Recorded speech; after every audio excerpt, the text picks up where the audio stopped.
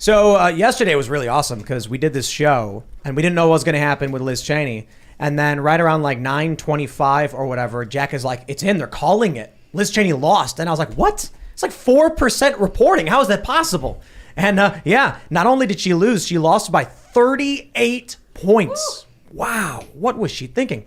Well, good news for that 28% of Wyoming that really likes Liz Cheney. She's thinking about running for president, and she has already launched the Great Task. Yeah, well, good luck. I guess she's going to start making money off Democrats. People are pointing out that it's basically the Lincoln Project. So we'll talk about that. I think perhaps the big news today was that China has deployed its troops to Russia for joint military drills with Belarus and India and Tajikistan and other countries. And they say it's nothing to do with what's going on in this, regional, international conflict, technically, because you got China doing military drills with Russia. Obviously, Ukraine and Taiwan play a huge role in this. A second U.S. delegation went to Taiwan. China has ramped up its drills, been firing missiles over the country, which is an act of hostility because they're basically blockading the island. And, we decided to leave with Liz Cheney because it's more fun. And I don't know. I kind of feel like the world's ending and World War III and all that. So we'll talk about it. Before we get started, my friends, please head over to StrongerBonesAndLife.com and pick up your ageless multi-collagen from BioTrust. You get it for 51% off today over at Stronger Bones and Life. This is what you need for your joints, for your skin, for your hair, for your nails. I've been going super healthy, man. As you know, I've been doing the keto stuff from BioTrust. I've been taking this multi-collagen stuff. I like to mixing into my drinks and coffee and things like that. And I've been having a good time. I've been skating a lot, and I feel incredible. It's probably a combination of everything. But again, StrongerBonesAndLife.com, and you will get a 60-day money-back guarantee. The healthy aging support of collagen in its ideal forms. 5 key types of collagen you need from 4 different sources. For every order today, BioTrust will donate a nutritious meal to a hungry child in your honor through their partnership with NoKidHungry.org. To date, BioTrust has provided over 5 million meals to hungry kids. Please help BioTrust hit their goal of 6 million meals this year. It's non-GMO and free of artificial colors, flavors, preservatives, and sweeteners, free of gluten, antibiotics, and RBGH and RBST, nearly no odor or taste. And there's no clumping. You'll get free shipping with every order, free VIP live health and fitness coaching from BioTrust team of expert nutrition and health coaches for life with every order, and their free new e-report, the 14 foods for amazing skin with every order. Shout out Stronger Bones and Life. And also head over to Timcast.com and become a member. You'll get access to our exclusive uncensored after show, which will be up tonight around 11. We do that Monday through Thursday. And you can watch the silly behind the scenes stuff like we have with Welcome to the Cast Castle. Cast Castle, the promo episode giving you a tour of the house, showing you the people who work here. And we have a special guest, Jack Posobiec, in the episode. It's really fun. You'll check it out. And smash the like button. Subscribe to the channel. Share the show with your friends. Joining us to talk about the failures that is Liz Cheney is Greg Price. Great to be back. What a great day this is for our country. One of the worst neocon warmongers in the history of DC has been defeated, and not just her, but her entire family, the dynasty of the Cheneys. Woo! That have spent years just, sending people to die in pointless wars overseas. What a great day this is. And so I just want to propose a toast. Woo!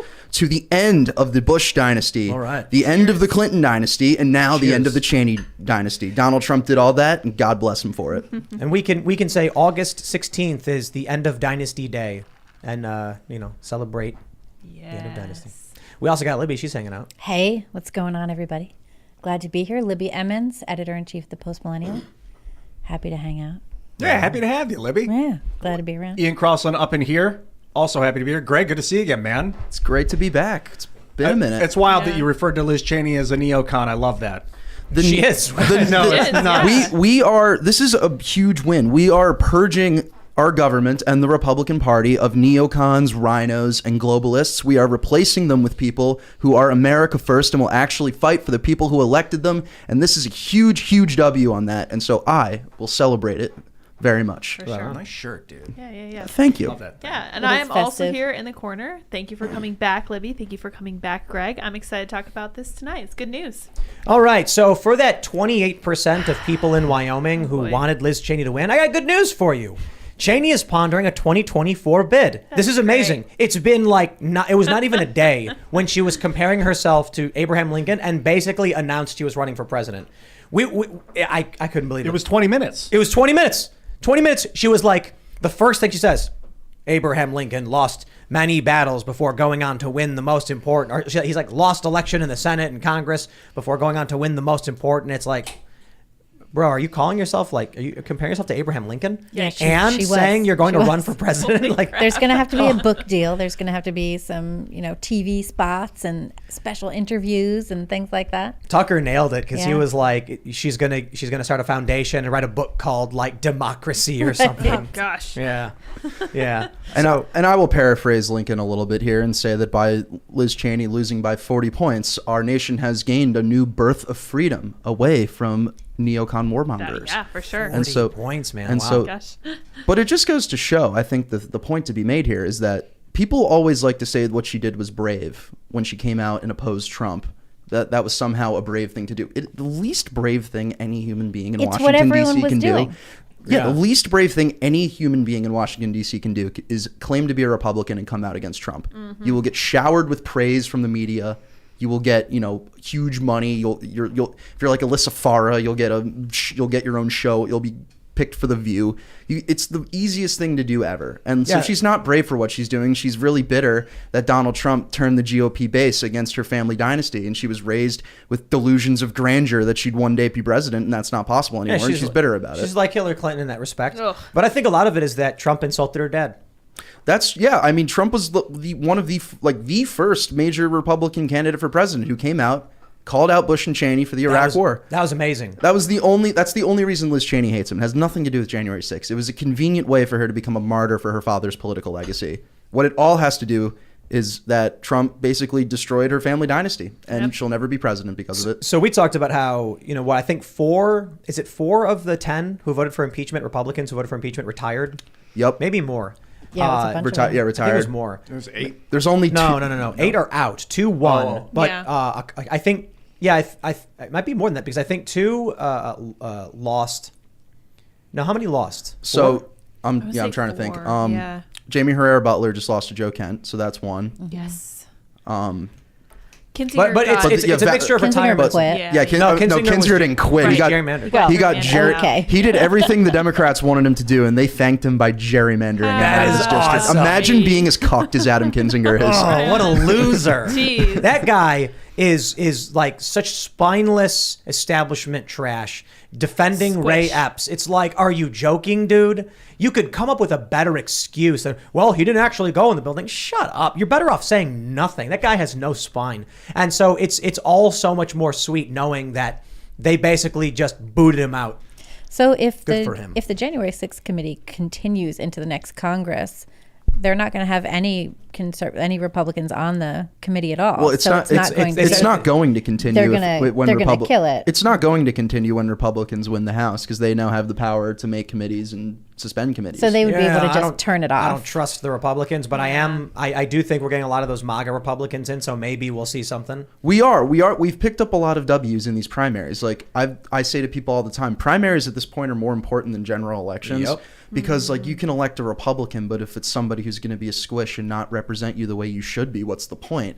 But we've had a lot of wins in this primary. A lot of great people have won who will actually fight for the people who elected them. Jack Posobiec nailed it the other day when he said that the January 6 hearings are like a true crime show for all the wine moms, to watch, and they're getting ready for the next season or whatever. And he's right. I mean, they put it on primetime TV. It is probably that demographic who's listening to this going like, oh, wow. And the funny thing is, as much as they claim to hate Donald Trump, a lot of these people are the ones who are probably writing him love letters once he goes to prison, assuming like these are the kind of people that write love letters to serial killers. Oh, like right. they're so evil, but I love you so much. They secretly love Donald Trump because Donald Trump is what gives them ratings. Donald Trump is what gives them page views. Like I mean, the ladies. Oh yeah, that's true too. I'm saying like there are women who write love letters to serial killers and like how they want to be with them, and it's like that dude like straight up killed a bunch of people, but they love it. So Yeah. like I'm saying these true crime women that are watching January 6th are actually let me tell you this. There's a viral video of someone asking 3 women, "What is a woman?" Or I'm sorry, it's a young woman asking 3 other women, and someone had a good point about it. I'm not sure who it was. It might have been Matt Walsh, and he said, they all know exactly what a woman is, but they're trying to reconcile what they know it is with what they're supposed to say. Right. And so that's basically the point I'm getting at. People will say they hate Trump, say it's also evil, but they're so excited watching this, hearing about this dangerous, large Donald Trump. They're probably getting all lusty. But how do you even like enjoy that? Like I watched the first one for about 10 minutes and I felt like I was at a party and some guy I hate came up to me and started talking to me about his 401k in excruciating detail.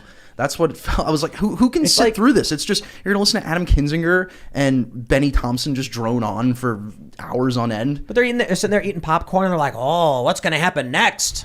It's you know, they made that podcast Mueller, She Wrote. I think that's what it was called. During the Russiagate. Cringe. Mueller, She Wrote. And it's just that. It's like true crime conspiracy nonsense for suburban wine moms. I guess that's Liz Cheney's constituency That's if right. she ever runs for president. I mean, probably. Sure. Yeah. I mean, like, She gave them that season. They loved it. What's hilarious about that to me is the fact that the media and the Democrats' newfound fondness for the Cheneys. It's hilarious. And it goes to show there is a uniparty in D.C., and they all secretly want the same things. And that's why they love Liz Cheney so much. It's not because she spoke out against Trump. It's because they all agree at the end of the day. Well, it's not just that they all agree. They want to maintain their power structure, and they don't want anybody to come in who's going to disrupt that. That's true. So that's why they stick together. But she's just like not a good person either. Like one of my favorite stories ever in the history of politics is in 2014, she tried to primary Mike Enzi, senator from Wyoming. Keep in mind, Liz Cheney, in her formative years, only lived in Wyoming for 2 years. She grew up in suburban Virginia. She went to McLean High School. This is like 10 minutes from where I live, which is hilarious. And she's running for Senate in Wyoming. And when she announced, it was a Facebook post that was geotagged to McLean, Virginia. And then in this race, she came out and publicly denounced her sister because her sister is a lesbian. And she came out and publicly denounced her. Right. Recent. That was recent. This was 2014. Yeah. Oh, wow. And so like She denounced her sister for being gay. So she came out against gay marriage and has a lesbian. But yeah, she did that. And no matter what your views on gay marriage are, if you're somebody who would come out and denounce your own family in order to win a political, in order to win she could a at least race, said nothing. like that's literally like that's not just not somebody who's a good person. Well, and like somehow she found her way as chair of the Republican conference when she made it to the House. Take a look at this. This is Liz Cheney. Donate to the great task. Is that a picture of Abe Lincoln? It's a picture of Abe Lincoln. This is gross. What's their obsession with Abe? I understand it's the party of Lincoln and all that, but like the Lincoln Project, they're like Abraham Lincoln, Donald Trump. What? It's all this. It's the same stuff as like remaking Game of Thrones and remaking the Lord of the Rings, and they're remaking Abe Lincoln, trying Cultural to remake stagnation. Yeah. They're just trying to stick with a brand that they think works. Well, like her whole re-election, like she never had a shot of winning, like not in a million years. Like this whole thing was just a giant grift to raise money for an eventual presidential campaign that will also be a giant grift, and that's. Now she's doing that. And that's it right there. Because I was saying the other day, like, why wouldn't she just retire and try and save as much face as possible, like all these other guys? And then and now I realize, like, she probably spent very little. She probably raised as much as she could. She went around saying, Democrats, you've got to support me. We got to stop Trump, collecting all this money. And then she probably didn't spend it. She's probably just like, I don't need to use it. I'm going to lose anyway, but I can keep it for something else. Which is hilarious because she raised big money, like from left wing, like 90% of it came from outside Wyoming, which is hilarious. I just absolutely love the Democrat Twitter personalities who are like, the Republican Party died today, and it's like, dude, you don't like her, and you're not part of it anyway. Like you have no idea. But it's just like we expect that they wanted the party to survive and do well. No, you hate Republicans. You rag on them all day, every day. You're only supporting her because she hates Trump. If given the choice, it's like Kinzinger. He drops to his knees for the Democrats, and then they're like, excellent, and then they slap him, kick him in the bucket. And that's what it's like actually like a movie villain where the villains always just like kill their own henchmen. Yes. And there's a lesson to be had here if you're a Republican. Like I just thought of another impeachment Republican that just got primaried, Peter Meyer from Michigan, who just lost to John Gibbs. Peter Meyer in his primary, he voted to impeach Trump. He voted for gun control. He voted for Ukraine aid. He voted for all of these things that are incredibly unpopular with the Republican base. And what did the Democrats do to thank him? They spent thousands of dollars boosting his opponent in his own primary. And he ended up losing it. And it just goes to like, if you are really going, if you will never appease these people. You will never ever appease these. Well, it's like that, it does not matter. You know who made the right choice? Jeff Van Drew. Oh, That's yeah. true. Yeah. When the impeachment stuff was going on, he was like, I'm not doing this. And then he switched, and then he won his primary in a landslide. Sure did. It was like 80 points or whatever. He was a former Democrat. He's a moderate guy in South Jersey, backed Trump, and ended up winning the primary in a landslide. Yeah. Amazing. And like people say, I remember my mom was pissed about that. She lives in Jersey. What, she doesn't like Jeff Van Drew? Yeah, she didn't That like makes that no whole sense. thing. No, you see, this is the problem with American politics. And I'm not trying to be mean to your mom, but if you would vote for a Democrat and then one thing changes, I don't think we should impeach Trump, so I'm off the Democrat Party. And you're like, well, now I don't like him. Like, huh? Is that the only thing you like him for? You don't like his policies? That's how it all works. I mean, the Democratic Party at this point is the party of hating Trump. They don't have anything else. They don't have any policies that are effective that anybody likes. Look at this whole fake Inflation Reduction Act. It was full of things that aren't going to help anybody. All they do is they boost Chinese industry in, solar. Well, somebody's got to do that. Someone's got it. It may as well be us. It may as well be our tax dollars. The big way that they're going to pay for this bill and reduce the deficit, their whole plan is to collect taxes from us From and lower to income audit people. us, right? Not audits. They See, talked about audits. They're talking Sure. about audits. No. Hold on. Audits will happen. Middle and lower income people will be audited, but it's not the main issue.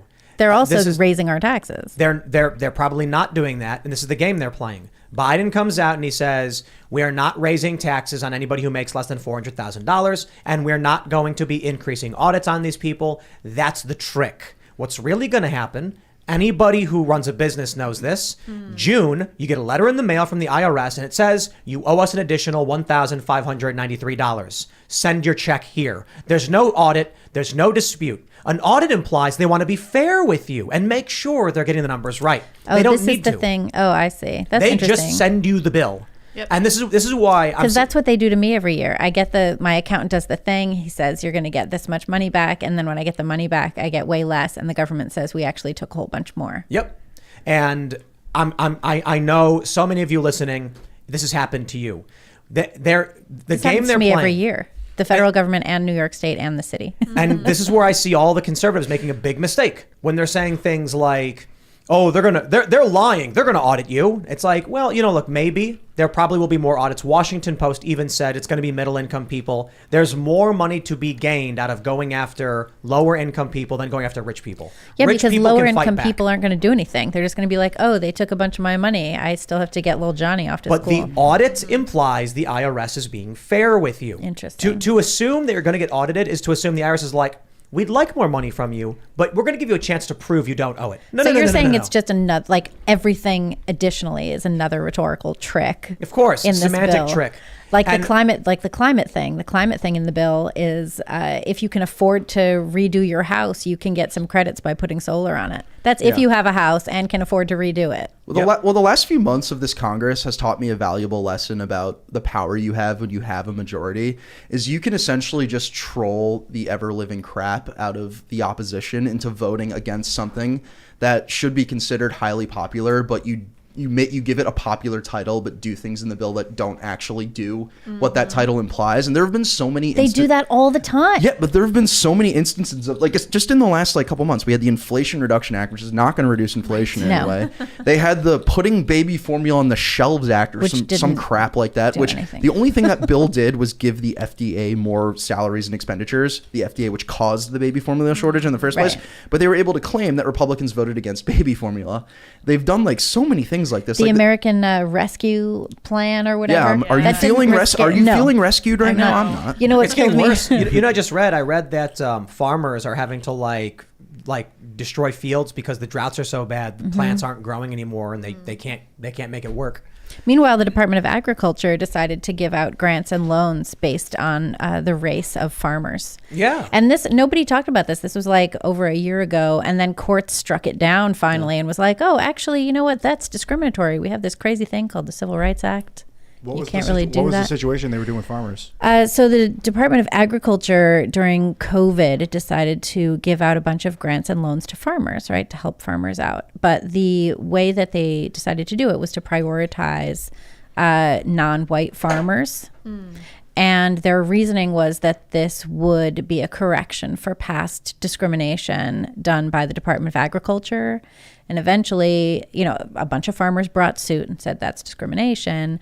And a court finally said, you know what, you can't discriminate in the present to try and correct discrimination in the past. But they're doing this all over the country too, not just with farmers. Like there was just a story that I saw the other day out of Minneapolis, which, Minneapolis has just become a ridiculous place. But the Minneapolis School Board just it was the got school district. or the school district. Yeah. They got a new contract with their union that said in the event that the school needs to be downsized, white teachers get fired before minority teachers, regardless of seniority. That's and illegal. That is That's literally illegal. And and you know what? Like there was a lot of backlash because, of course, that's remarkably discriminatory and racist. Yeah. And the school district was like, we're going to do it anyway. We think it's correct. And they had the same argument, which is that it corrects for past discrimination. But we already have this precedent. You can't discriminate in the present to correct discrimination in the past. They're doing it. They're doing it anyway. And so this is the issue. Yes. Cultural enforcement is always way more powerful. There are some instances where you could discriminate in the present. Like say there were two warring parties and one warring party killed all the fathers and then took the children as slaves and now they own all the land. And you're like, well, the children now of the dead fathers are like, we want our land back. And you're like, sorry, you can't discriminate against the conquerors in the present because of what you're like, actually we can. But you just killed my dad. Like I can definitely discriminate against the guy that murdered my father. You're talking about an individual. Totally there are situation. situations where you can discriminate in the present to make equality of opportunity, Okay. but I don't think this is one of them. Right. So discrimination in the most literal sense, it is not what we're actually talking about. Discriminate means like when you choose to go down a road that looks better. Right.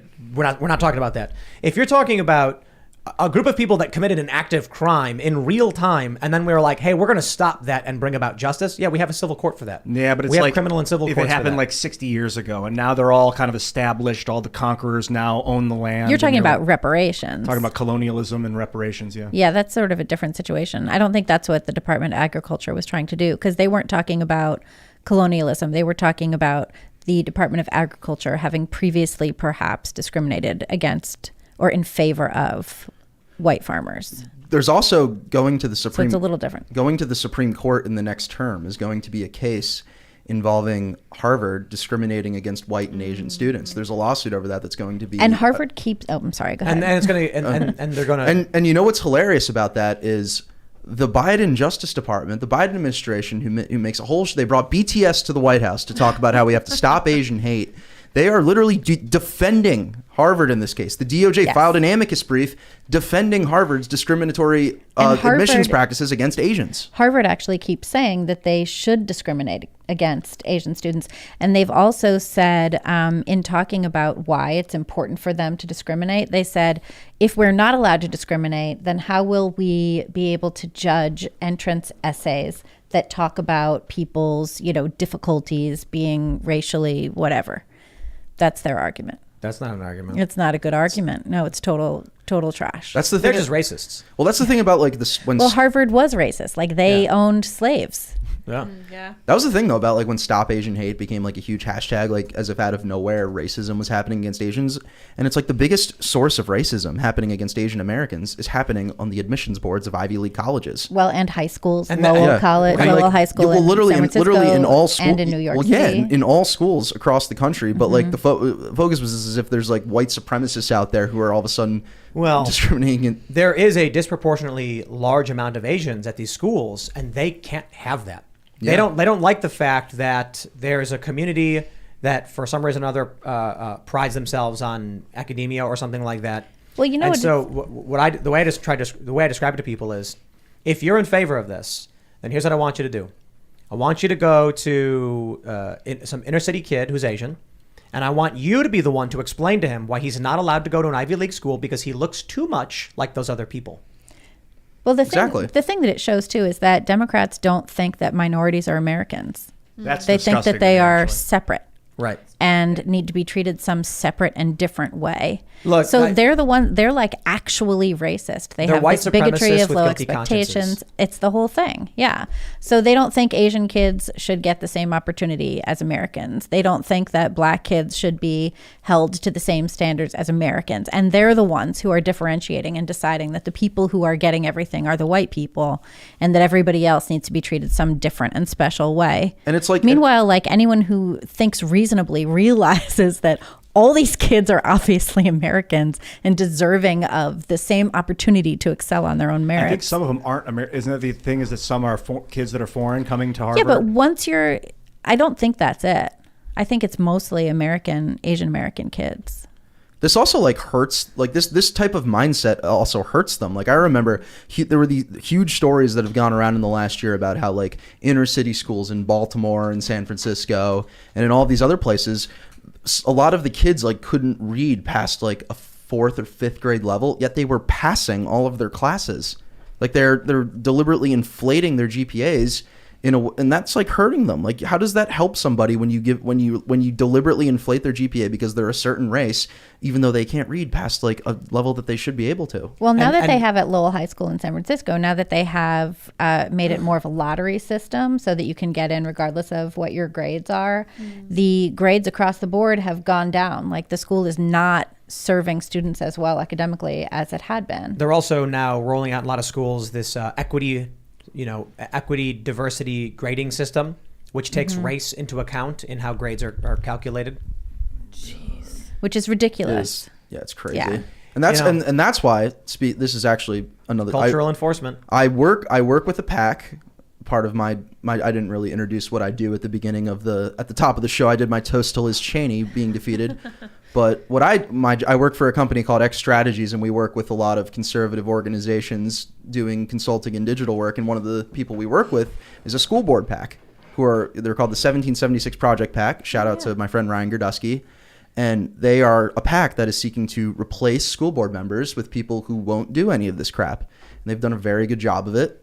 And it's important that if you want to get this out of your schools, to vote in school board elections, because a lot of the ways that these woke school board members get in that leads to all of these policies is the fact that very, very few people know when school board elections are happening at all. And so next week in Florida, there's a primary election next Tuesday, and the governor and the senator's races, obviously DeSantis and Marco Rubio are going to win their primaries by a mile, but every county in Florida has a school board election on the ballot. And so the fact that these big races that get all of the national attention may lead to some Republicans staying home. You can't stay home because your school board is on the ballot, and if a candidate gets over 50% in these elections, they automatically win. Wow. And so Republicans, if you are watching and you are a parent in Florida, you need to vote in your school board election next Tuesday, because that is because like a lot of these stories you're seeing about woke school boards are happening in insanely red areas. And it's literally, and the reason they get in is because only the teachers unions know that these school board elections are happening, and they get their people to vote, and all of everyone there stays home. Well, it's been so interesting too to see DeSantis going out and endorsing candidates for the school board. I've never seen anyone endorse candidates for school board before, and now I get like press releases about like who DeSantis is endorsing. It's time to start paying attention. Florida. Yeah, these are important elections. Yeah, these local elections impact your life a lot more than these like national elections do. A school board election has a direct impact on you in a way that a congressional election does not. Correct. Now, it's important to vote in both, obviously, but there is a distinction to be made. Let's jump to this very important story about a harassment campaign. Oh no! By conservatives against a poor children's hospital in Boston. WBUR says Boston Children's Hospital deluged in harassment campaign. Heavens, what happened? Boston Children's Hospital has become the target of a harassment campaign based on inaccurate information about its transgender surgery program.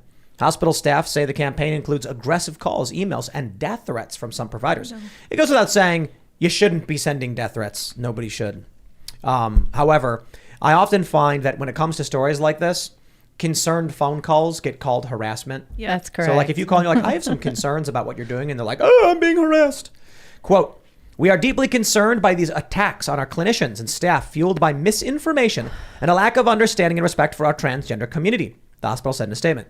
We are working with law enforcement to protect our clinicians, staff, patients, families, and the broader Boston children's community. So this all started when, who was it? Was it Billboard Chris?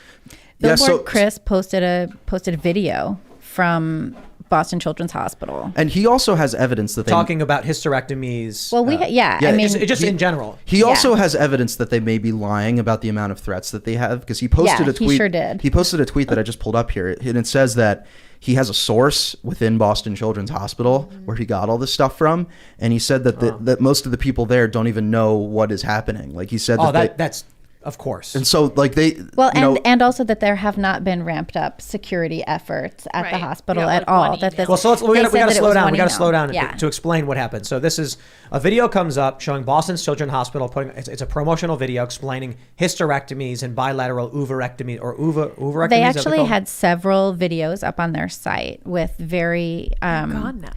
They're gone now with well-spoken doctors talking about how important and interesting these surgeries are, smiling, cute music in the background. Gender affirming Is what they call it. Yeah, lady doctors.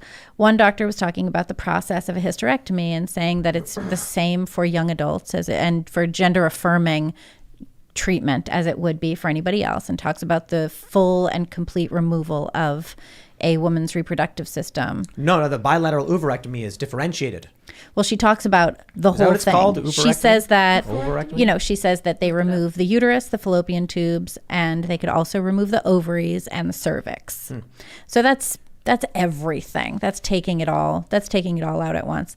You have another doctor talking about how one way that you can tell your pre-verbal child is trans is if they play with toys that are stereotypically considered to be toys of the opposite sex. Pre-verbal. How do they know that?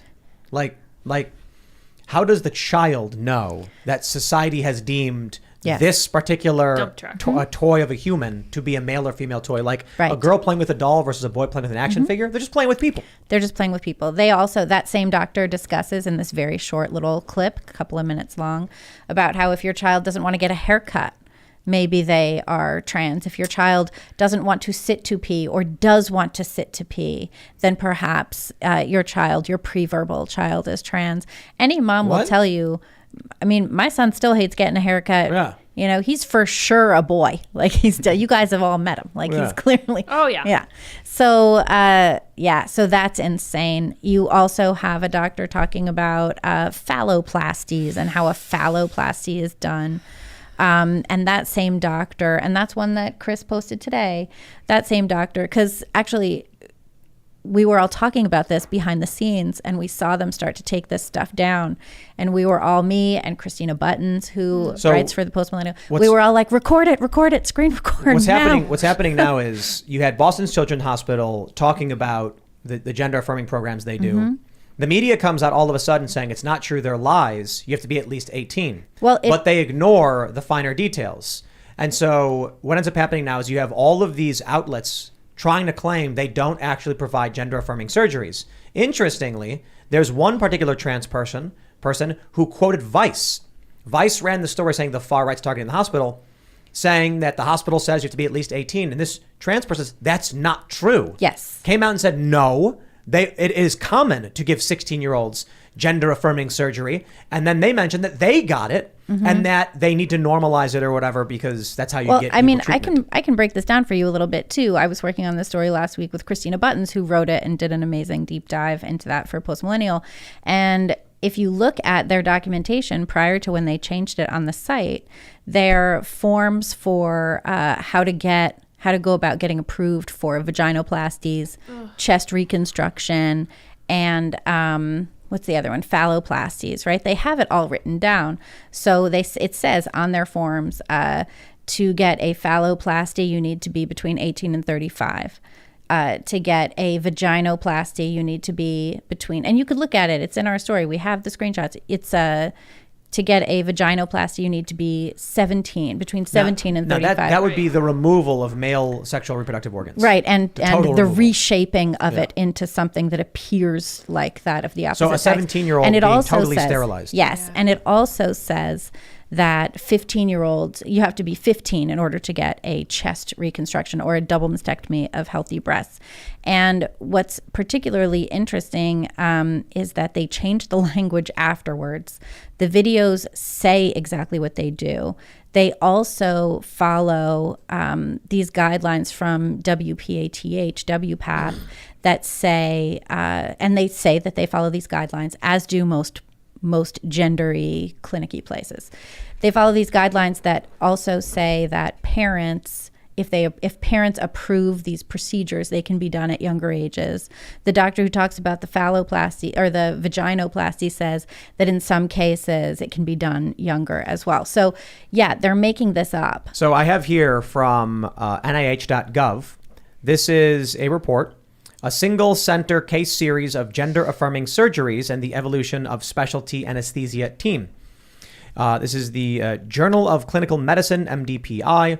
Blah, blah, blah. In there, on the second page, it says, in Materials and Methods, Boston Children's Hospital is a pediatric academic hospital in the United States providing gender-affirming surgery to patients aged 15 years to 35 years of age. There it is. And they say including gender-affirming primary and multi-specialty care involving inpatient and outpatient care. And they go on to mention a bunch of other things. But yeah, 15-year-olds right, getting sex change surgeries. But they also say, additionally, and on the Boston Children's Hospital website, they have these glowing profiles, they're promo profiles, right, of teens who have gone through their program. One of the teens, their whole family moved from Texas in order to access these services, and is on puberty blockers and estrogen, and frequently has to go into the hospital to get bone scans and things like that, because these are remarkably dangerous drugs to take. Additionally, that child's parent is talking to the hospital about how to make sure to harvest the reproductive material for this child, who will be fully sterilized if they go through this procedure, so that they can have like their sperm when they are grown up. They have that person is 13. They also have a 7th grader who is on puberty blockers and is really excited about being non-binary. I want to point out here from The Conversation, the Tavistock Clinic was shut down in the UK after a review found that they were actually causing serious harm to children. One of the cases was a young female who was on puberty blockers and developed advanced osteoporosis, where her bones became extremely brittle and were cracking. And that's the danger of these drugs, and the reason I say that is because the NHS shut down the program. Now we can look at these other European countries that are held up as like the pinnacle of healthcare by the left. They talk about they're not Scandinavia. doing it. They're ending it all. They're saying it's bad. It's hurting kids. Now the UK is saying, yeah, we can't do this. Well, so it's but about in the time US, the United States starts paying attention to what these other countries are talking about. Right, but we have people who are making far too much money off of this. If you look at some of the reporting that Jennifer Bilek has done, right? She's done these deep dives into I love capitalism. She's done these deep dives into the pharmaceutical industry and found that the amount of money being generated from giving these off-label drugs to kids, performing these surgeries, it's huge. And now you have the Biden administration pressing for insurance companies to cover this, or else those insurance companies are considered discriminatory. However, why is it that it is discriminatory for insurance companies to not cover breast augmentation for men, but it's not discriminatory for insurance companies to not cover breast augmentation for women?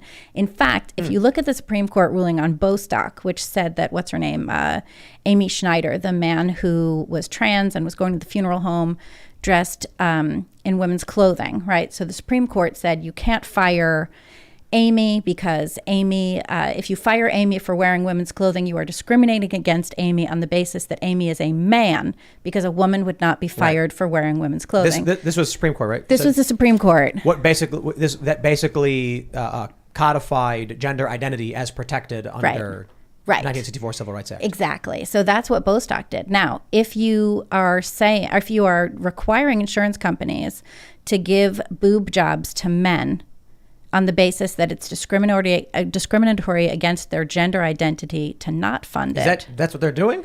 This is what the Biden administration has instructed Medicaid to do under HHS. Huh. Yes.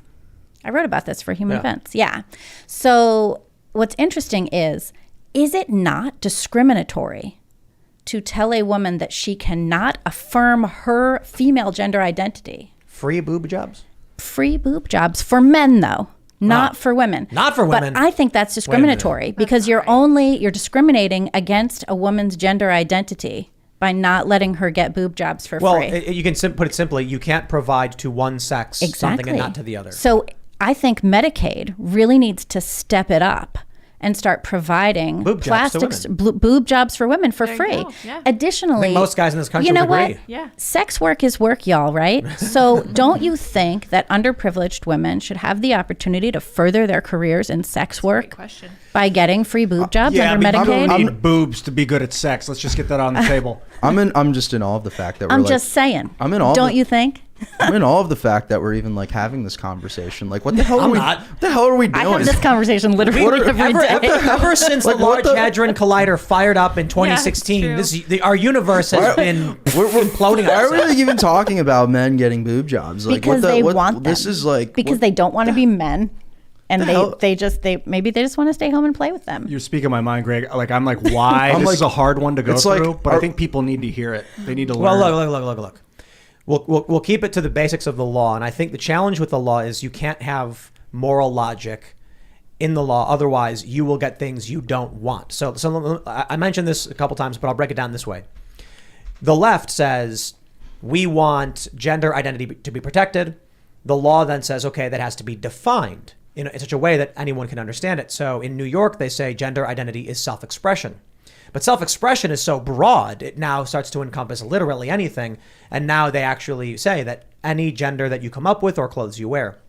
So what ends up happening is when you say we shouldn't allow the government to, pay for plastic surgery or whatever, you get the question of, well, what about this person needs gender affirming care to save their life? Okay, we'll allow that. Okay, well, but what about a woman who also has is depressed for having small breasts? She needs it for the exact same reason. She's depressed, she's having suicidal ideation, and believes, talk to her therapist, that breast implants would alleviate the depression, body dysmorphia. Then based on the moral logic, or we have to provide it to everybody, right? Well, now I don't think. Actually, I should say I think the left probably would be on board with that. But this is where it gets difficult for where we are. If you would argue that in Florida, parents have the final say in what medical treatments their kids get and what their kids learn, that includes a parent choosing to give their kid a sex change operation. So if you don't want the government mandating vaccines, then I think it's just you have to come out and say it's not about moral logic and consistency in the law. It's about upholding your values. And your values will say the government should stop one thing, but should not stop the other based on your personal beliefs. So do you think parents should be allowed to amputate their children's legs? Well, I'm not saying one way or the other. What I'm saying is, Should that be legal? But this is my point. Right. Hell If you no, think- unless if- there's a threat to the kid's life. Hell So no. why should I they think be the answer allowed is to yes. amputate their I think the answer is clearly yes. dicks? No, Don't you think it's Whoa, child whoa. abuse? Should a parent be allowed to bring their kid to the doctor to get their legs amputated? Yes, absolutely. Healthy legs? Well, you didn't say healthy. I'm Okay, saying so if- healthy. if That's the caveat. Right. So here's the issue. If a kid has got MRSA or gangrene or something, or a serious catastrophic injury, and the doctor says, I believe the leg should be amputated, how does the government, if they're seeking to intervene to prevent healthy amputations, determine fast enough in this circumstance? This is the challenge of hard moral logic in the law. We have to recognize it's about values and not about saying government should or shouldn't. So if a parent goes to the doctor and the doctor says, if we don't cut this leg off, the kid's going to get a blood infection and die. And then the government goes, that leg looks fine to me. You're amputating your kid's healthy leg. Well, now we go back to the Christian Scientists, Well, I remember, think- who refused medical treatment across the board, and I think ended up getting sued for that, right? Didn't the Supreme Court make a decision on Christian Scientists who don't want to bring medical treatment for their kids? Well, It's a know big about this. challenge. This was like my- when I was a kid, they were talking about this. But I think there's like a distinction to be made about, if you're using the leg example of a parent saying that they just want to amputate their kid's leg for shits and gigs. But no versus, one like- is saying that. When Yeah. it comes to But- when it comes to gender affirmation, the parents are saying, "I'm concerned my kid will kill themselves because they've become depressed and they're having suicidal ideation." Okay, but- now a lot of these institutions are just speeding these kids through, as we learned from Helena Kirshner and many other detransitioners. They walk in and there's like an hour consultation before they're given powerful drugs. So the issue is, when it comes to should parents have final say, you run into a challenge of saying I stick to the strict reality of the law. No, you don't. You would say, no, you can't amputate the genitals of this child. That's wrong. Government should stop you. However, in other circumstances, you want the parents to have total discretion. My view is parents can have discretion, but I would like to ban them from surgically mutilating the bodies of their children. I don't think I can be a hypocrite for saying that. I want government to come in and say, you are not allowed to do this. This is evil. This is hurting children. You're also not allowed to beat your children. Yeah, like and this is my point. And there have been no long-term studies about what the effects of these drugs do to kids over time. Like there have been no long-term studies into this. This is the point I'm making. You cannot make the argument that parents should have final say if you believe there are circumstances where they should not. So we went through this with the Parental Rights and Education Bill, where everyone said parents have a right to determine what their kids are learning. And I say, I agree with that. And there are circumstances. We had someone on recently. We were talking about if parents don't want to give their kid, cancer treatment, should the government intervene, take their kids away? And they said, yes, the government absolutely should. And I'm like, no way. I completely oppose Bethany that. Mandel. Well, that's Christian. I watched that episode. That's the. I don't think the government knows knows everything. And I think there's very difficult questions in what's right for your children. And the last thing I want is for the government to come in and say, we're injecting your child against your will with something. Not every parent is a doctor. Not every, most parents are not doctors, considering. And so there's a real challenge of when you let the government come in and decide what medical treatments you have to get.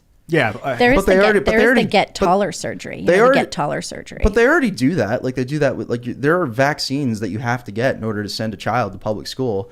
Like they're doing that. But there are exemptions to those, I'm pretty sure. And there are tough questions about the government coming and saying, because you did not do this, we're taking your children away. And, well, you don't have to do it, but you can't come to our place if you didn't. Well, right? That's very different. There's a polio outbreak in New York right now because people didn't get their kids vaccinated. Is that why, though? Yes. I mean, this is New York. I heard it was New York is full of anti-vaxxers? Well, no, it's happening mostly. I think isn't it happening? Democrats. Isn't it happening mostly in the Orthodox Jewish community? It's happening mostly in Rockland County in the because Orthodox community. Jews don't believe in any of that. Well, because I called my kid's doctor. I was like, "So polio? What's the deal? What are we doing now?" And he was like, "Unvaccinated is what it is." And I was like, "Oh." It's still, I'm gonna with a grain of salt. I don't know why people are getting polio. Sometimes diseases come out. They tell you it's for one reason. Turns out it's for another reason.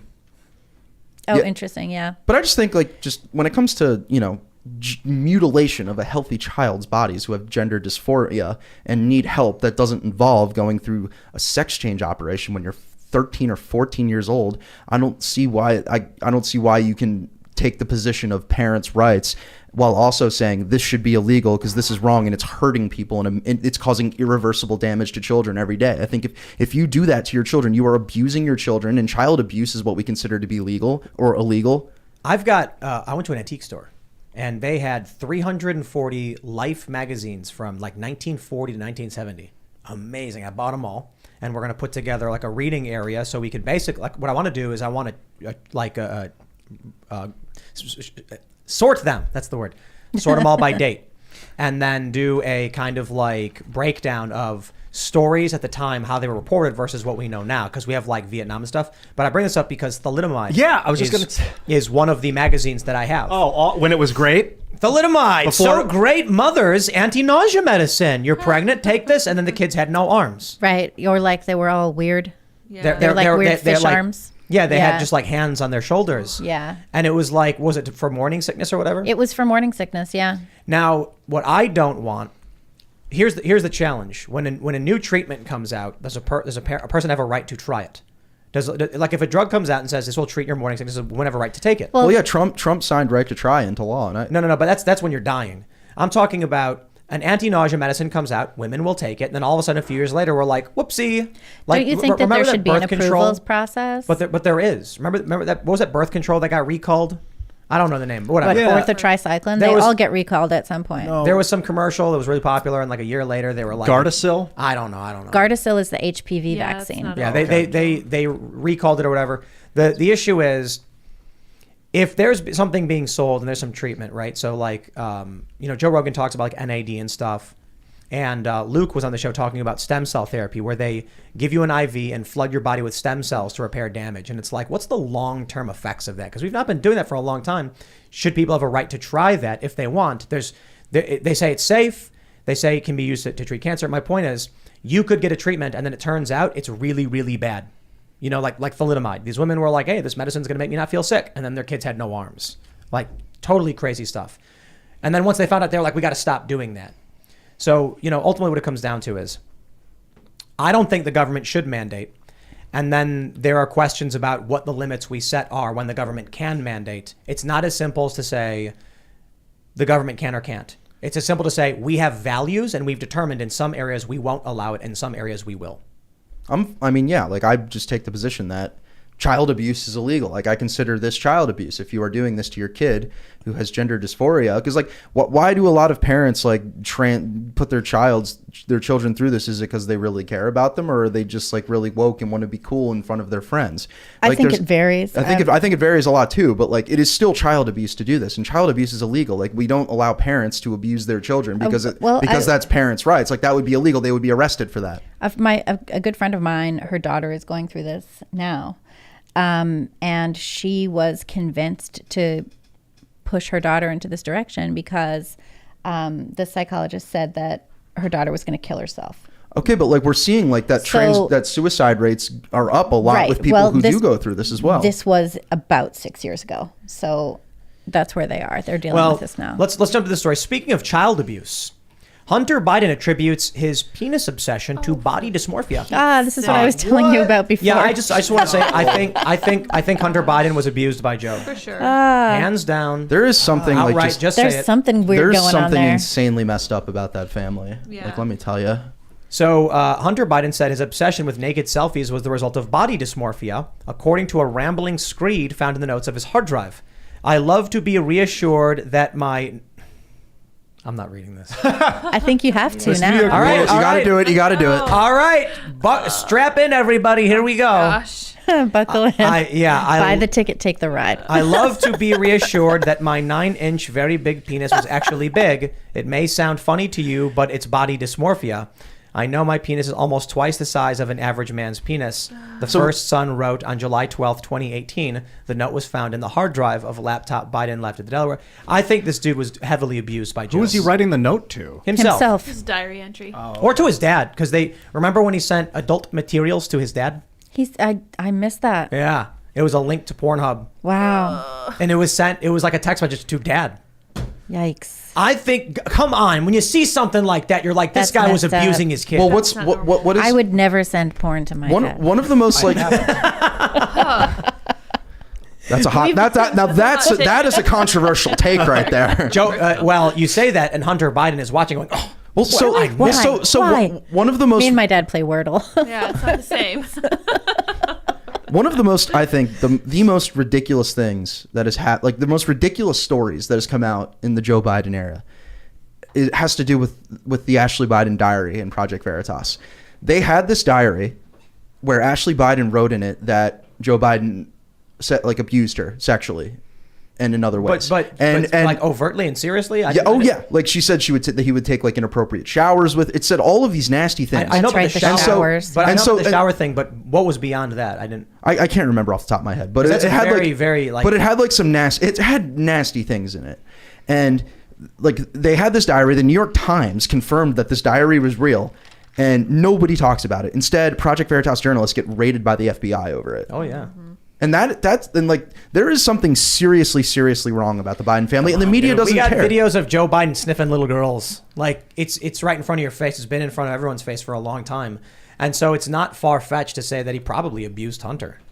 Like, Hunter's a messed up guy. Yeah, Like, everything he's writing about, the things he does, the drugs. I won't say probably. It's likely. I mean, I wouldn't be surprised In if my Hunter opinion. was abused. I don't know who did it. It could have been Joe. Could have been Joe's brother. It could have been a friend of the family. A lot of times it's a friend of the family. Here's the thing Or that all here's of the above. here's the thing that like counters the argument that Joe who did it was that Beau Biden was like a very upstanding human. He was the good son. He was like an upstanding human being. He was, an Iraq War veteran. He was an attorney general. He was not messed up in the same way that Hunter Biden was. Well, he was supposed to be the one to take everything over. Yeah. He was supposed to be the senator and the president and everything like that. So I think But- everyone's just disappointed that Hunter Biden, the body man, is the one that's stuck around. Yeah. That's harsh. That's Yeah, it harsh. sucks. Hunter, if you It's hear harsh, this, man, you got but this, bro. Listen, here's the thing. I honestly, I feel kind of bad for these guys, for Ashley Biden and for Hunter Biden. And I think it's a shame that they never had the opportunity to do anything in their own right, really. But they're treated badly. I mean, Joe Biden treats Hunter Biden really badly. I've never seen the two interact. No, but I mean, everything he says about him, constantly saying, you know, this is the smartest guy I ever met. And then you read Laptop from Hell and he's totally trashing him to his face behind the scenes. Literally calling him a pedophile. Yeah, like horrible stuff, yeah. you know? It's like he says one thing about his son in public and everybody knows that he's saying this other stuff behind the scenes. That would make me feel so demoralized. If Yeah, that was What did he my- call him? Pedo Peter? or Pedo something? Peter. That's and crazy. it's sad, but at the same time, it's fair game to attack it. It's fair game for us to go after it because, like, imagine if this was the Trump family. But I'm not going after anything. I'm pointing it out. I mean, this is the first son who calls his dad a child abuser. Well, I'm saying, like, the media comes back and says you're attacking his family. Why would you attack his family? And it's like, okay, imagine this was the Trump family. You'd be doing it like he'd have his door. Of course. He'd have his door kicked down by the FBI raid and perp walked. At You know, this point. I He did I- half the things Hunter Biden did. I ignore the whinging of the Democratic press. I try not to ignore when they're lying outright. We can call it their lies. But there's a ton of these Democrat activists who are like, whoa. And I'm just like, I don't care, dude. You know, them coming out and being like, don't attack the first family. It's like a bunch of French people yelling at me in French. I'm like, I don't know what you're saying. I don't care what you're saying. It's irrelevant. Yeah. Now, if they're coming out and they're writing fake stories like the Boston Children's Hospital thing, if they're trying to, you know, obfuscate what's really going on, you got to call that out. That's like manipulation and lies. With Hunter Biden, yo, dude, this guy, his laptop is confirmed by multiple outlets. The emails are confirmed. Even the New York Times said it. a year and a half after the fact. Oh, and the media and, Yeah. and big tech suppressed the information because Well, they knew it big was tech bad is, for Biden. And yeah, the- that's what they do. Like, if you look at this right now, I just got sent this. Libs of TikTok Facebook account was just suspended for no reason at all. No reason at all. And the big tech companies are backing all of this. Yeah, and like their reaction to, you know, the Boston Children's Hospital story has, and like their reactions to a lot of similar stories when it comes to the transgender issue is literally insane. Like my friend Jamie Michelle, who runs an organization called Gays Against Groomers, which is just like, you know, they're kind of just a media thing where where they're all gay and trans, and they talk about how they talk against like sex changes for kids, and they speak out against groomers, and they had their Twitter account suspended today, and they've been, you know, shadow banned on Instagram. Was it reinstated? It was reinstated. reinstated like right before the show Yeah, started. it was reinstated. But- I wonder if Libs of TikTok will have any recourse like that with Facebook. But they're going after Libs of TikTok hard for this too. Like I've seen so many, you know, woke journalists who have been saying, why hasn't Twitter suspended Libs of TikTok yet, You know, for posting things that this hospital is posting on their YouTube channel. You know what I was thinking? We talked about this before, that this issue didn't exist prior to the advent of widespread hormonal treatments or the isolation of the hormones in general. So, you know, I've talked to some people like, where was this issue 100 years ago? Well, there was no isolated hormone. I think they did like serotonin first. So you couldn't take anything to change your body. Well, and then it So turned out that the SSRIs are bogus anyway. Well, so the argument was that trans people have always existed, but they were just extremely depressed, uncomfortable in their bodies, and it wasn't a public issue because no one knew. With the advent of hormonal therapies, these people were now having access, and this issue emerges. There's also, but I just wanted to point out what that means. If the reason the issue exists is because the medical technology has emerged to allow it to exist in this form, then once we get to like DNA splicing viruses, there's gonna be people who are like, I want to be a cat. Yes. And they're going to start taking pills that start cutting their well, DNA. there are people who DNA want and to do stuff. that. Like you see that there's people who get like a full body modification to be cat looking or to be like who's that? I don't know. I'm not a comic book person, but there's the guy who got fully changed to be Beast. like the Red Sounds like you're Death talking about guy. Beast. Oh. Red Death guy? Yeah, and like Red Skull? Yeah, and his nose really? totally done. If you look it up, Wow. there he is. Or there's the lady who became looking exactly like a Barbie doll with the exact Barbie Yeah, it's proportions, including like the crazy eye thing and hair extensions and the boobs and the whole thing. I mean, people can use this medical Frankenstein technology to do whatever they want. And the doctors who go along with it, have really found their sweet spot with the whole trans thing, because they can do it without having to feel bad about performing medical experiments on people with mental disorders. There is also, I think, a major cultural aspect to it as well.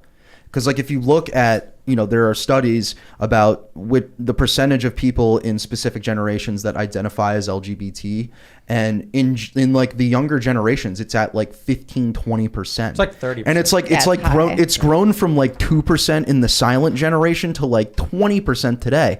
Like, did that happen? I don't think that happened by accident. But I'm just trying to bring up that, like, where this goes from here is, not to rehash things that we talked about in the previous segment, something different, and that is we're going to develop new technologies. People like Hunter Biden, who's got dysmorphia or whatever. Oh, he's going to take a pill that's going to, enlarge himself. Things like that. People are going to do it like crazy. People are going to start doing designer gene therapies on their kids. So like we've talked about, I mean, I assume you guys have seen Gattaca. Mm-hmm. We're going to get to the point where it's just like, why have your kid with bad eyes? Why have your kid have bad hair? Why have your kid with your kid should be 6'5"? And then we're going to just homogenize everybody. Well, and then if your parents can't afford to have you be recreated as some extra smart person, you're just going to be way down below everybody else. Or you like get the Gattaca. taxpayers to pay for it and make it mandatory or like optionally. That's what they're doing with the surgeries on, or what Biden's trying to do is make it tax funded. Yes, that's right.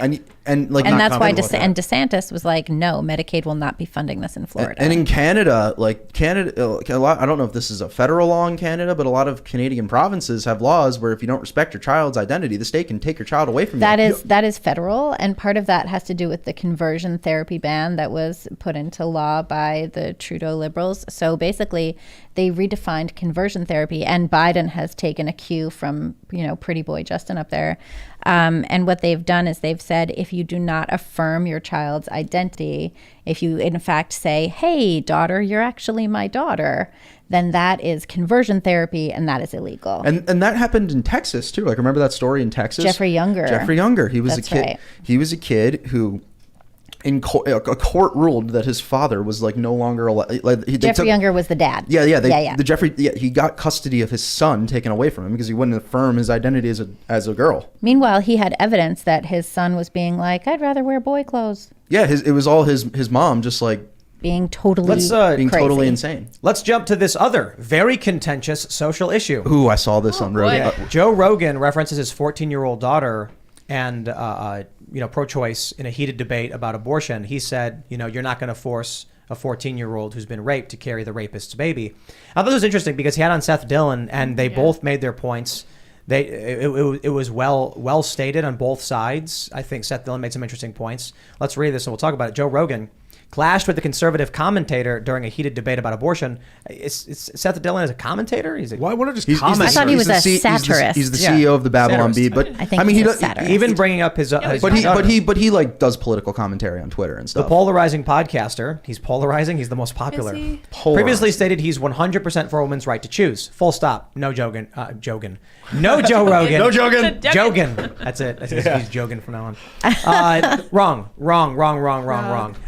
I will bet $100. No, a gentleman's bet. I never like putting money in it. A gentleman's bet, good Sir Joe Rogan, that if I sat down with him and we had a conversation, he would recant that statement. Oh, for sure. Outright. So we'll talk about it. So he says, there are women who have been raped who should not have to effing carry some rapist's baby, Rogan exclaimed. There's women who have been assaulted before the age of 14. Dylan, the founder of, he's not the founder of Babylon Bee. He's the CEO. He's the CEO. Adam Ford's the founder of Babylon Bee. You're wrong, New York Post. Fact check. Boo. He said, there are people who have been born of rape and are alive right now and are pro-life. They go around speaking and say, I had a right to live. They will go around making a case, and they were born of rape. So I totally understand what Seth Dillon is saying. I do agree with Joe in this capacity about, for one, a 14-year-old. I think that's not a viable pregnancy.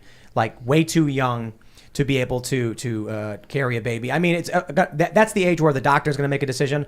But I fall on the more libertarian side of the government can't force someone who was already forced to carry a baby in their body.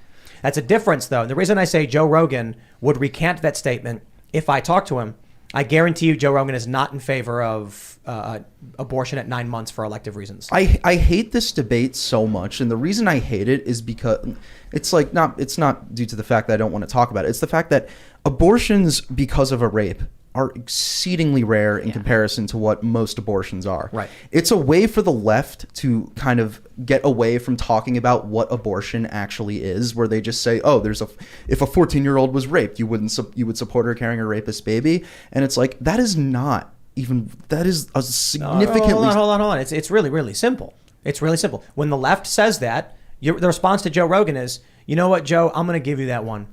So then do you think that all other instances where it's not, would that be okay to ban? Well, so that's if you want to talk about banning the 93% of elective abortions with no reason given or whatever, then I agree with you. Okay, rape excluded, women can get abortions if they've been raped, and now you agree to ban 93% of abortions? Well, so Seth did that. I watched this episode yesterday in full, and Seth did that because they started talking about the case in Nebraska. There was this big case in Nebraska recently that the media lied through their teeth about. There was this mother, and she had a 17-year-old daughter who was 23 weeks pregnant, so 6 months. This is the Facebook. Yes. abortion bill thing. This is a fully formed baby. It's 23 weeks. Nebraska had a 20-week abortion ban. This woman gave her daughter abortion pills, and they stillborned the baby at their house. They then took it and they burned and buried the body. Yep. And the police got hold of this because of a tip from somebody, and so they subpoenaed their Facebook DM, or not subpoenaed. They got a search warrant for their Facebook DMs because they had talked about us. Like the daughter was like, "I can't wait to get this effing thing out of me," and they're now being charged with multiple felonies for this. But the media lied about it because they said Facebook turned over DMs to the police. Like the headlines from so many media outlets were literally Facebook turns over DMs to the police to prosecute teenager for having an abortion, without mentioning the fact that they did this at home for the fully formed baby that they burned and buried in somewhere. So. Absolutely psychotic, and no surprise the media lied. Seth brought that up to Joe? Yeah, so they started talking about, and Joe was obviously against that. Like he Right. said, like that's ridiculous and everything. And that's the thing, like when Joe says, he previously said he's 100% for a woman's right to choose, he's not 100% for a woman's right to choose. No, I think that's out of context, that statement, because it's I don't think that's not something he would say with no pretext. He was probably saying it in reference to something. Maybe. I didn't see the show. Do you remember, Greg, when he said that? Did he come off as saying? No, he did say. He says, well, no, he said he's like in favor. No, fair like he's point. He said, quote, "It gets weird when the baby gets like 6 months old. I know that some states have late-term abortions, and sometimes you need one for medical reasons, right? The woman could die if she gives birth. Like it's a decision that people have to make. I am 100% for a woman's right to choose, but as a human being, just a person observing things, there's a big difference between a little clump of cells and a fetus with the eyeball and the beating heart. Funny and how for they phrase anybody it. to pretend there's not. Okay, So actually, I'm 100%. there's a beating heart. Apologies, Joe. But they agrees cut with out me. the "but" part of it. Nice job, Newsweek. You screwed that one up. He says, where do you Who draw, wrote this? his guess is, where do you draw the line? He says, right, where do you draw the line? That's the question. It's what I call a human issue. It's a very complicated issue. It's so fraught with emotion and so political. But that question is something the left cannot answer. They cannot answer where they draw the line. They don't. And that's why they don't. That's why and- that bill in Congress, Well, they're like... well, yeah, so that's why they constantly bring up things like, would you let that 10-year-old carry her rapist, like the story we saw in Ohio of the 10-year-old who got raped by an illegal I called that a and- media by her hoax. mother's boyfriend. Yeah, so it ended up not being Illegal a hoax. immigrant, right? It ended up not I being a believe hoax. so, It ended yeah. up not being a hoax that a 10-year-old child was impregnated by rape, but it ended up being the fact that it was her mother's boyfriend who was an illegal immigrant. No, it was a hoax. So Well- the reason I say that is because obviously it did happen. Obviously there was a pregnancy. Obviously there was a crime committed. But when you look at the statements from the local government, it was in Ohio, right? Yeah, and they said under she could have gotten the treatment. That's Yeah. correct. But they did not do it. They went somewhere else instead. And so that's what I'm what saying yeah. is it is a hoax in the sense that they drummed up a big political story for political play without the full context. Exactly. What about yeah. the Media Matters 16-year-old got girl very mad at in me for that. Florida? What about the 16-year-old girl in Florida who's an orphan? She has no parents. She's pregnant. She's 10 weeks pregnant. Oh yeah, we have that story actually. The Yeah. judge ruled she's not mature enough to have an abortion. The judge ruled that she's not mature enough to have an abortion, that she's not allowed to make the decision for herself. She is within the timeline where an abortion would be permissible under Florida law. Really? And they're not allowing it. And they're not allowing it because a parent or guardian would have to make that decision. She doesn't have any of that. Well, then she's the Then guardian. she's the guardian, but she's not the legal guardian. The state is the legal guardian of this girl, right? That's enough. I think this is crazy. No I think this is state. crazy. Yeah, I mean, she's within the legal limits of the law, right? Well, this is And tough. they're not Seth- allowing Seth her Dillon to do says it. It's human life should not be taken. Yeah, I do think that there should be exceptions for rape and incest for sure, and I do think that there should be limits. But this isn't rape, is it? This whole like No, this case is not rape, but I do think that there should be, I don't think 9 months, obviously, and I do think that it should be very tight to near conception. Well, so this 16-year-old, and I don't think anyone should do it, but like I also think there should be. Is this 16? limits. Was the 16-year-old? It wasn't statutory rape or anything like that. It was like. No, she was with a fella, and she said he's not capable of helping out. He's not going to be a dad. He's like not around. Then what's the justification for why she should be able to get an abortion? Is 16 It's old within enough? the laws of the Yeah, state of Florida. Florida. For an elective. Florida Yeah. has a 15-week abortion. That's right. law So on the she's books. under the time limit. Wow, that's crazy. yeah, I don't like Like, it, man. The way I see it is like if a woman feels the need to terminate a pregnancy, like she's been let down by society, let down by her family. Not let down- entirely. Well, Culture. that's what I see. Like I see Cultural I see it as a problem when a woman feels like there is no way out. There's something besides that nobody talks about, right? There's something that nobody talks about that I've experienced among my friend group over the past, however old I am. And that Joe Biden has certainly picked up on. They have a new plan to promote their abortion message by targeting men and telling men like, hey, be pro-abortion, right? I have known so many women, married, unmarried, with a guy, who have been coerced into getting an abortion. I knew one woman who her husband just didn't want to have kids and was like, if you don't abort this baby, I'm going to leave you. That happened over and over in that marriage. I have another friend, it was before she got married. Wait. All she has to do is say, no, if I have it, you can't leave. Sure. There's always the thing you can say, right? There's always the issue is... There's always the other thing that you can come up with. When a woman gets pregnant, she has legal control in courts over men's finances. She felt very coerced and forced into getting this abortion. That's what ended up happening. Whether you think she should have felt that way or not, that's how she felt. And I've known that to happen to many other women, where the reason they get the abortion is either to keep the man or, to do what they're told or to not get beat or whatever it is. Men do coerce women into getting abortions. That happens. And we have to deal with that as well. It's not just the woman being like, well, I think I want to do this today. Men are culpable in this as well. And nobody talks about like the depression and other things like that can happen to women after they have an abortion. And like it's disgusting, and that's disgusting that it happens. But this is something that the Biden administration has said out loud. Like Kamala Harris did like a roundtable with a bunch of abortion activists, and she was talking about like, what are you going to tell are you going to tell your son that if they get a girl pregnant that, like she was saying, this could affect you because your son is now having a baby. And it's like, okay, so we're going to teach men that they're not responsible for their actions. I had the same exact thought with that. And I've actually had the conversation with my son who's 12. I've been like, listen, if something happens and, God forbid this happens and someone gets pregnant, mommy is here. I have a stable home. Mommy is here. I'll be happy to be the grandma. I know that sounds ridiculous because he's 12. I just want to put that out there. Plant the seed. Like we're just a culture that doesn't value life or personal responsibility that comes with it, and I think that needs to change. That's the biggest thing. Look, our culture is decaying and collapsing. I think cultural enforcement is everything. The laws are meaningless when your culture won't uphold the law. So everything we're talking about is really just rooted in like American values and culture has just eroded to the point where you have one faction, which is mostly the Democrat voters, the anti-Trump people, with no moral framework whatsoever.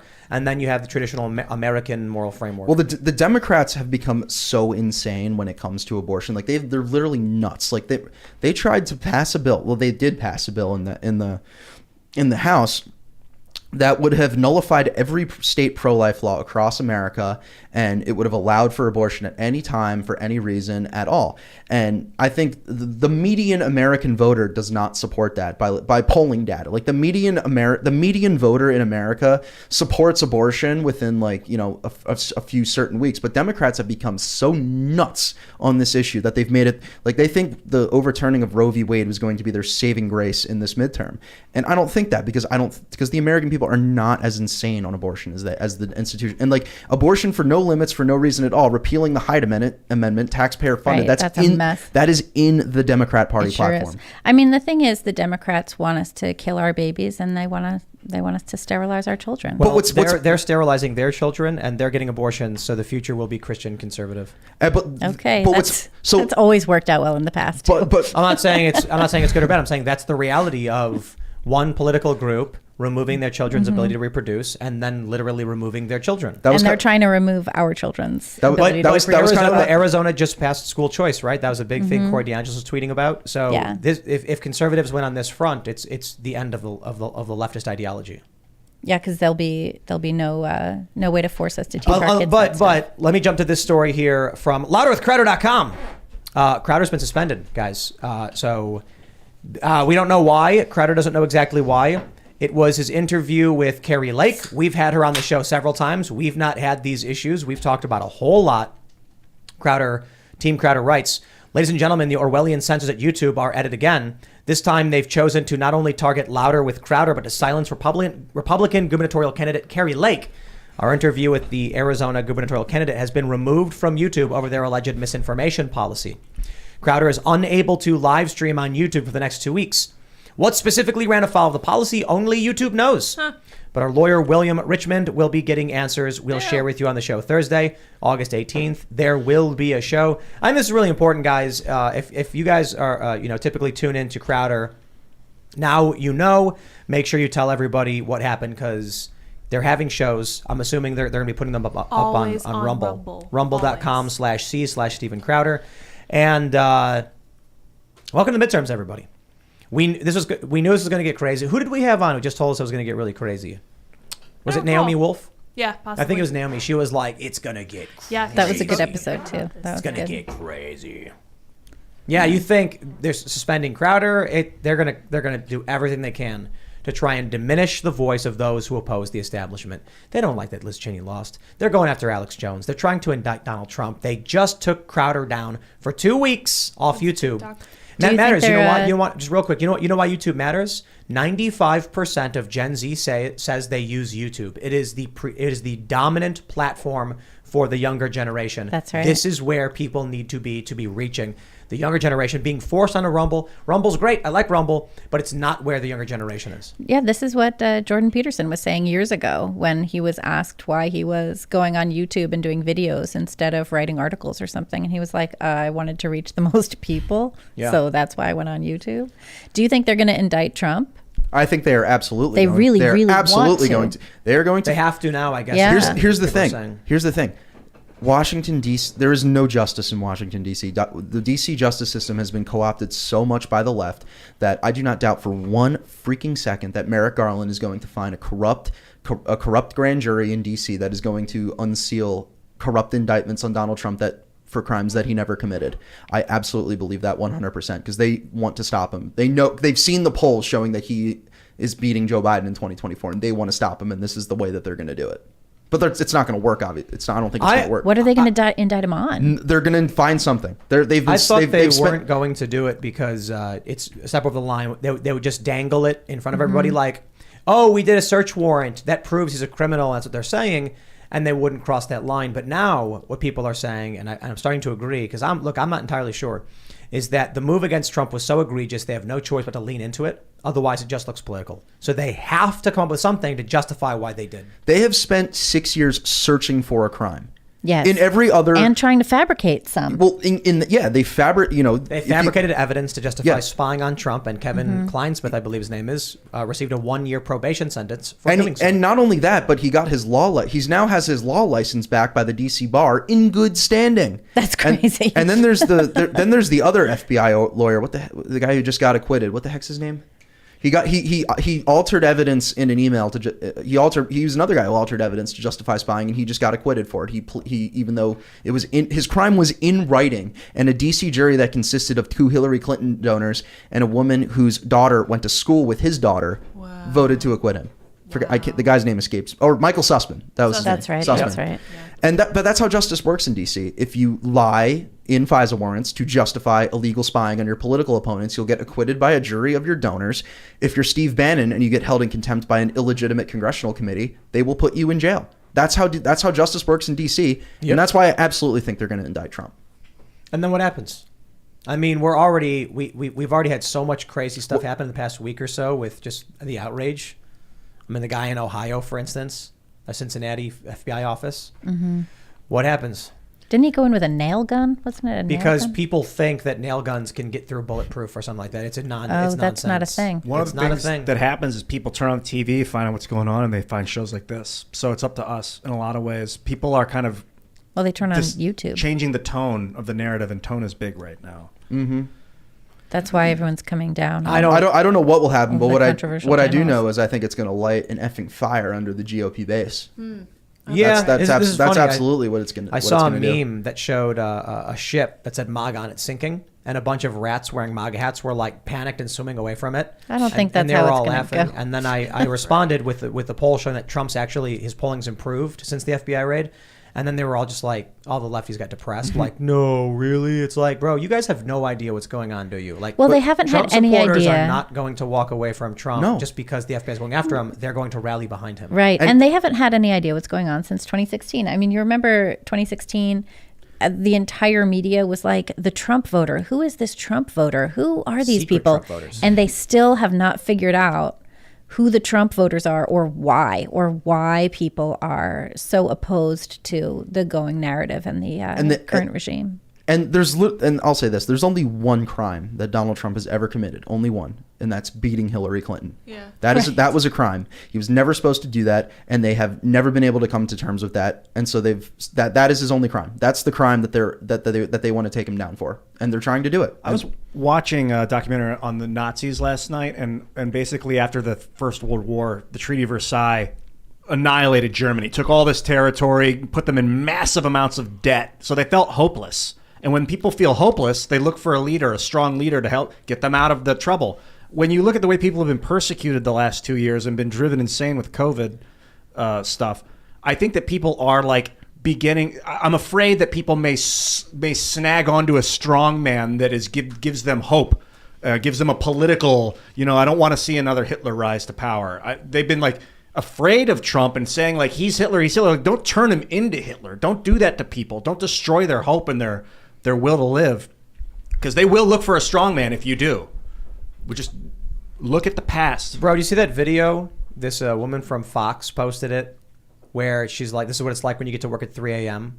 Oh my goodness, yes. I didn't see It's this. just people fighting in the streets all over the place. It's New York City, and it's people just beating the hell out of each other in the street out the window of Fox. It's not one fight. It's like a bunch of fights all over the place. It's a bunch of people freaking out on each other. I found that terrifying. Yeah. In part because, February 2019 or February 2020, before the pandemic, before everything went crazy, I was perfectly happy to walk around New York City at 3 o'clock in the morning. Nothing like that was ever happening. You never saw that.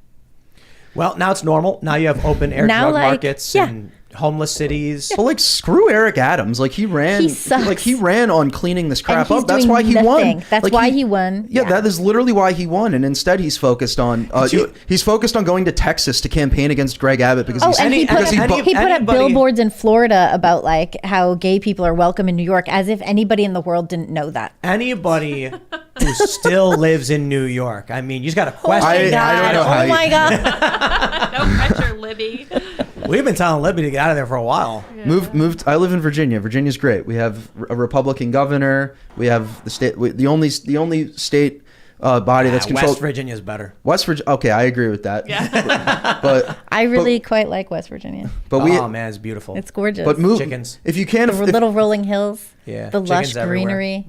You go up on the mountain and there's like chickens just like everywhere. Like there's no, like quite literally like walking around randomly. You mean outside Chicken City? They've escaped, or they're just colonizing? When you go into the neighborhoods in West Virginia, into like the communities, if you're just like driving down the road, chickens are like just out. I had to get out of the car and usher one off the street so I didn't run I was them in over. New Hampshire Yeah, just recently, out doing and chicken we were stuff. driving around. And New Hampshire is also very beautiful. And we were driving around New Hampshire, and we had to stop short for a whole mess of turkeys to cross the street. So awesome. Isn't it was great getting awesome. away from these awful It was cities where people are beautiful. beating the crap out of We each other? in the rented like a street? little house that had a pool. It's like crazy, and not only do they get the crap beaten out of each other, but they'll get out of jail the next day from a Soros-funded prosecutor. That's correct. There's also another video of people ransacking a McDonald's. You see this one? Yeah. Did you see the one where it was like it was like some sort of like late night snack stand that these like three women, The fries thing? yeah, the fries, these three Yeah. like black women just trashed the place. That was insane. That It was literally- over the cost of French fries. Yeah, It was that no, was it was just no sauce. It was ridiculous. it cost extra for sauce, and these drunk chicks just They like jumped up. got They were like arrested. twerking on the counter. yeah, and they were like Yes. just throwing like that's not like This how, stuff's happening all over though. That bodega owner who fled the city Jose Alba. because a woman came in complaining about the price of chips. Oh wait, no, or this is a something. different story. And then same one. Yeah, Jose. woman came in complaining about the price of chips Oh, or something. yeah. Had a knife. Boyfriend. He said, "Get out." She comes out with her boyfriend. They start That's fighting. right. She stabs the store owner. He stabs the guy while they're fighting. He gets arrested. They let him out. He fled. Didn't he? I think he went Yeah, back he to went back Well, to no, well, was it Puerto didn't Rico or no. No, No, well, Caribbean. well, Caribbean? didn't- Yeah, somewhere in the Caribbean. Didn't they like for a short time take his passport away too? I don't know. Because They had him murder charges. They put him in Rikers. Yeah. They put him in Rikers, like in a Soros-funded. That's right. You're not allowed to talk about how George Soros Our- spends a lot of money to elect DAs. Our but culture has collapsed. It's all look. It used to be that people had scruples and wanted to do what was right. It used to be that when someone committed a crime, they'd be like, "We got to stop this and try and make sure the society can function." These days, it's just like, "Don't know, don't care, tell it to a judge." That's what you get. I remember I got pulled over when I was like 18, and a cop said I was speeding. I wasn't speeding, and he just says, "I don't care, tell it to a judge." And that's the way it is. Well, yeah, that they guy- don't know you, they don't care about you, and if your life is ruined, they could get That a was in crap. Chicago. that guy's trying to fill his quota Yep. for the month of. What'd you do? Chicago is so crooked. Yeah. I got my license suspended, and then I couldn't drive for a couple of years Oh my goodness. because Chicago is as corrupt as they come in. You know, I really hate Chicago. I really, really despise the place, and I try to avoid going there. It is. I've been to so many places around the world. I would rather be in like a Brazilian favela than Chicago. Chicago operated black sites where they would kidnap people and torture them. There was for a long time, there was a guy who was Wait, I read about this. electrocuting people into forced confessions. That's right. I've had such crazy stuff happen to me in Chicago. I'm just like, bro, you do not want. I've and I've- never been to I'm out. And Chicago. I feel the same way about my home city as well. I'm from Philadelphia. Philadelphia's become a mess. Like we Oh, have. you're from Philly? Yeah, like I went to high school in Philadelphia. where'd you go to high school? Germantown Friends. Oh, really? Yeah. Nice. I went to Holy Ghost Prep. Oh, nice. Yeah. How about There you go, that? small world. But Right. no, but there was like Philadelphia. You see a crazy murder story coming out of Philadelphia at least like once a day. Like I remember there was one last week or the week before. There was this guy who grew up in Philly and he moved to Las Vegas and he came home to attend a friend's funeral who had been shot and killed because that's a thing that happens in Philly every single day because we have a corrupt Soros-funded district attorney and a terrible mayor. And this guy came home to attend his friend's funeral who got shot and killed, and he proceeded to get shot and killed At the as he was funeral, Oh, right? my goodness. as he was visiting home. And yet, so like, and like the mayor has just become a ridiculous person. Jim Cheney, who's the mayor of Philadelphia. You may remember when he shut down indoor dining in the city and then proceeded to go to get caught going to a restaurant in New Jersey. But he after remember the 4th of July shooting that happened? That was in Philadelphia? crazy. It was right on the parkway. Yeah, so the fireworks were going on and there was a shooting like as the fireworks were happening, so it was just complete chaos. But they interviewed Jim Cheney goes on local news after this and literally just says I'm not even joking. He says I am looking forward to not That's being right. mayor anymore. And it's like He really it's like- wanted out. It's like screw you, dude. If you're not willing to deal with the realities of crime in your city, why the fuck are you the mayor? Yeah, why is he the mayor if he doesn't want to actually fix But what the city? sucks is they're going to elect another mayor just like him they probably. keep doing it.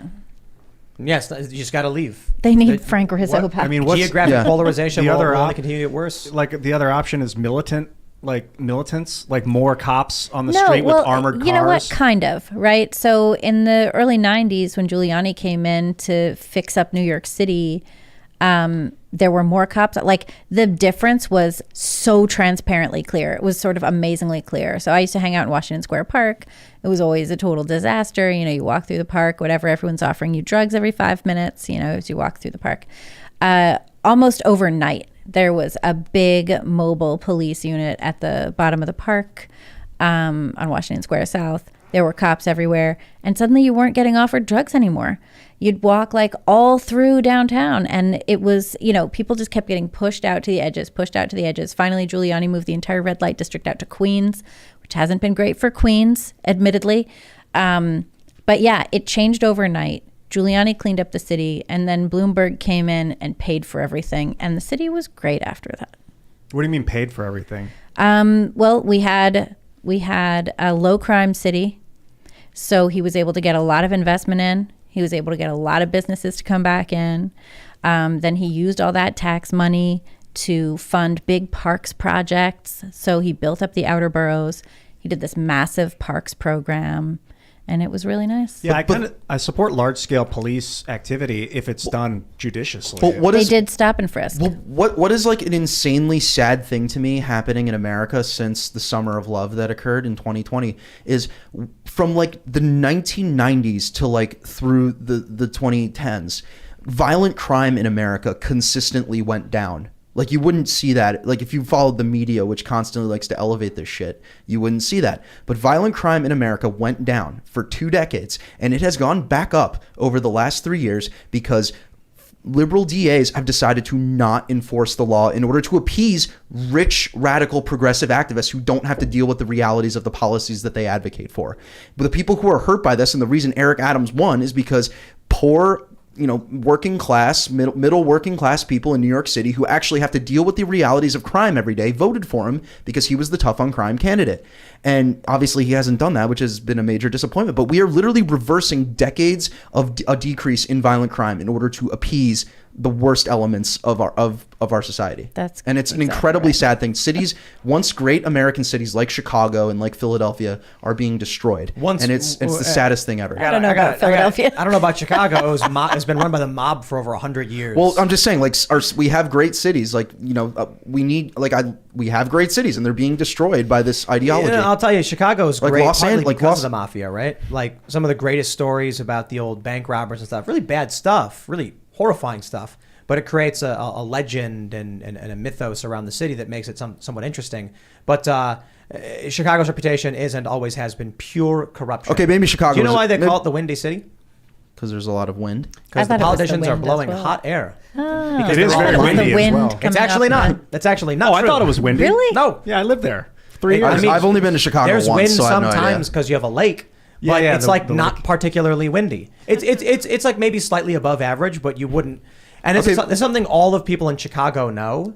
It's called the Windy City because the politicians are lying. That's what it is. Okay, but maybe Chicago was a bad example, but like Los Angeles, San Francisco, New York, like Hollywood, iconic American cities that have contributed so much to our culture. You can't walk in LA anymore without stepping on a freaking needle or in human feces. I do understand that point, but I also got to point out, you know, I talk about this news article I was reading from it was at Glenn Beck's studio. It's from like 1870 or something. And it's about a guy who was at a bar. Some guy walked up to him and put a pistol to his chest and pulled the trigger. Like, it was way worse. Crime was like way worse. You would just die and you stub your toe and you get an infection. It's gotten way better. The issue is it's getting relatively worse from where it was. It was really, really bad. It got really good, and now it's getting bad again. And we're not okay with it, and we shouldn't be. No, we had a standard of living in this country, in our cities, and it regression. It has declined. But like, what's going to happen is the people who have the means to are going to leave these cities, and they take their the tax base goes away, and the people that get hurt the most are low income people who don't have the means to move and are forced to deal with the realities of this every single day. We need new cities, I think, too. So people leaving, like that whole Ayn Rand thing where all these people went and started a new city. I like that idea because you can start at high tech. Well, yeah, we still have great cities in America that people can move to. Like what was what? it? Galt's Gulch? Yeah. Like what? Cuyahoga Falls, Ohio, for instance. Phenomenal city on the river. All the rich people, all the people of great merit we'll leave and make our own secret city. Well, and Well, no so- one has to go to work anymore. Everyone can just work in there. All the We rich just start- people can just work in their house and We just start get com- Amazon drone deliveries. Did all you the buy your other stuff. metaverse land package yet? we just start communes of people leaving crime in cities. They did that, right? But you know Remember, what's- like New Harmony. Yeah. But you know what's really fun? Look, something that I learned recently that I thought was pretty wild is that it is now more expensive to live in Miami than New York City. And it's not because of like the crazy housing policies they have in New York City. It's because so many people are moving there. Yeah. Like West Palm Beach, which is where my company is based out of and where most of my coworkers live. In order to qualify for a single apartment by yourself, you need to have, they say that they like the minimum salary per year you need to have is like over $100,000, which is like the top like 2% of income earners. Wow. We're going to go to Super Chats. If you haven't already, would you kindly smash that like button, subscribe to this channel, share the show with your friends, and head over to timcast.com for that uncensored after hours show, which goes up at about 11 p.m. And let's read. We got this one from Jenny Cash. Wow, the Jenny Cash, huh? As a clanker, I have to ask, when TF is Styx going to be on the show? I'm a monthly subscriber and demand this, or else I'll bollocks ya. Styx has an open invitation to come on the show whenever he wants. Correct. And we even cover travel and accommodation. So it's just an issue of the moment Styx says he's coming on the show, we will get his flights, we will get his room and board, we will buy him a Right. fine steak dinner. He is absolutely, I'm a big fan. Styx is fantastic. Smart guy. Callie DeFrench says, shout out to Mini Desk Ian, you the real MVP of Timcast Are you IRL. talking about this guy right here? That's right. He's in the vlog. Look at this. He made his. Said Ian has a miniature version of himself on his desk. Thanks for sending this to me, by the way. Whoever did that is beautiful. It's like a voodoo doll. Country Tard says, this has to be Brett Bayer's son. So my girlfriend has been texting me because she's been watching the show, and she's like, every other comment is somebody who says that you're Brett Bayer's son. And I've never gotten that. I've never had someone say that I look like that before Gotta go on his until show. tonight. I've never heard that before. Interesting. All right. Ultima Sandoval says, Wyoming beer, Melvin and Alpine, Mountain Hops in Casper, Bonds in Laramie, and many, many more. I would love to acquire me some of that good Wyoming beer. And we would celebrate Wyoming doing the right thing. The right thing for this country. And they absolutely did. That's right. 100%. Right now, the heroes of this country, Wyoming residents. Yes. Except for those 28%. I don't know what they were thinking. I think most of them were Democrats though, because Right. there's a big story that a lot of Democrats in Wyoming, like the Democrat Party in Wyoming, was getting a lot of Democrats to register as Republicans so they could vote for Liz Cheney. Oh, This- we were this- talking this- about that before. This is Last actually time I was on. interesting. Anwar Abu Baker says, doesn't that mean Liz Cheney planned on losing if she referenced the loss of Abraham Lincoln and her speech immediately after losing? Oh. I can't imagine she didn't already have this speech planned.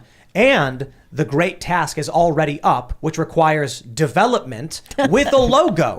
You don't just, look, you don't just one day wake up and say, hey, can I get a website that shows these things, can fundraise, has these looks? No, that takes a couple weeks.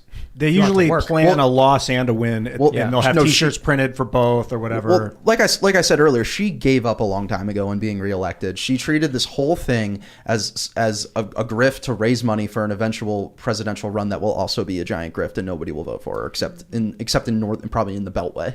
Beliasa says Trump yells nuclear ultra MAGA whenever he goes Super Saiyan 3. That's right, 3. He skips right over 1 and 2. That's right. Well, that's really now says still waiting on Libby to agree to get dinner with me. Yeah, Libby, what are you doing? Libby, what? Don't even know who that is. Come on, Libby. Unnecessary risk. All right. Amos Moses says Ian said in February he was going to start going to the gym and get jacked. We want meathead Ian and buff Pool. I think about Well, that I from lost a time lot to of time. weight, you know, so I'm. I do the occasional plank. And I Plank. go. I plank hard when I plank. I think Ian, you got to start lifting. I know, dude. It'll I've be- been thinking that for 20 years. But just imagine what it'll be like. It's like in January, people watching the show just see like this super just jacked. That's the Ian. thing, because they'll be like, I hate this guy so annoying. I don't understand it. And then they see me with my shirt off, and they're like, oh. No, but what'll I like happen this is guy. when you start lifting, you'll get a massive increase in testosterone, and then all I'll of be a more sudden, commanding on stage. yeah, and you'll just be like, yeah, Trump, fix it.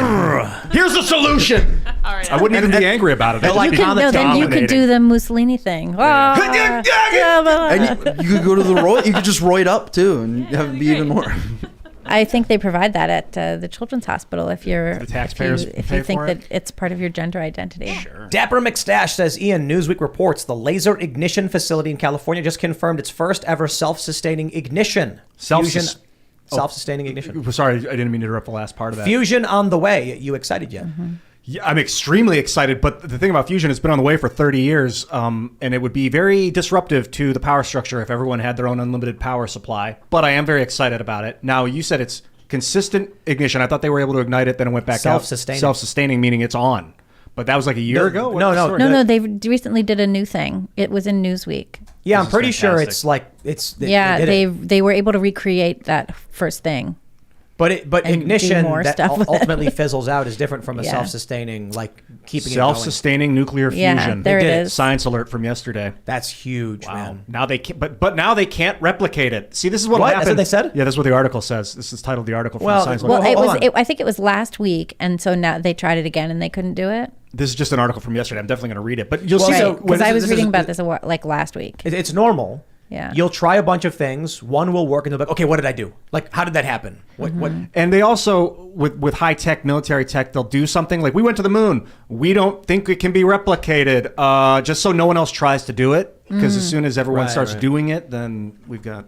It's like Ignition. an Iron Man when he's telling everybody they can't have the arc reactor, but then that dude from Russia shows up with the arc reactor and starts screwing everybody up in Monaco. It's exactly like. You know, Marvel analogies. Just got to do it. You know what I mean? Just shove it in. That's right. Pop culture reference right there. All right. What do we have? Some super chats. Okay. Paul Thongham says, notice that Tim sometimes references South Park and he plays Magic the Gathering. Tim also owns chickens. If you understand the episode I'm thinking of, you should do Chicken City short called Chicken Magic. Uh-huh. Do you guys know that episode of South Park? No. I haven't watched enough South Park The to know that. roosters, they're having roosters play Magic the Gathering against each other underground. Yeah, like illegal cockfighting. Oh. All right. Let's see. Slain Hope says, Ian, conquering people is in our nature. Denying that is to deny the history of humanity.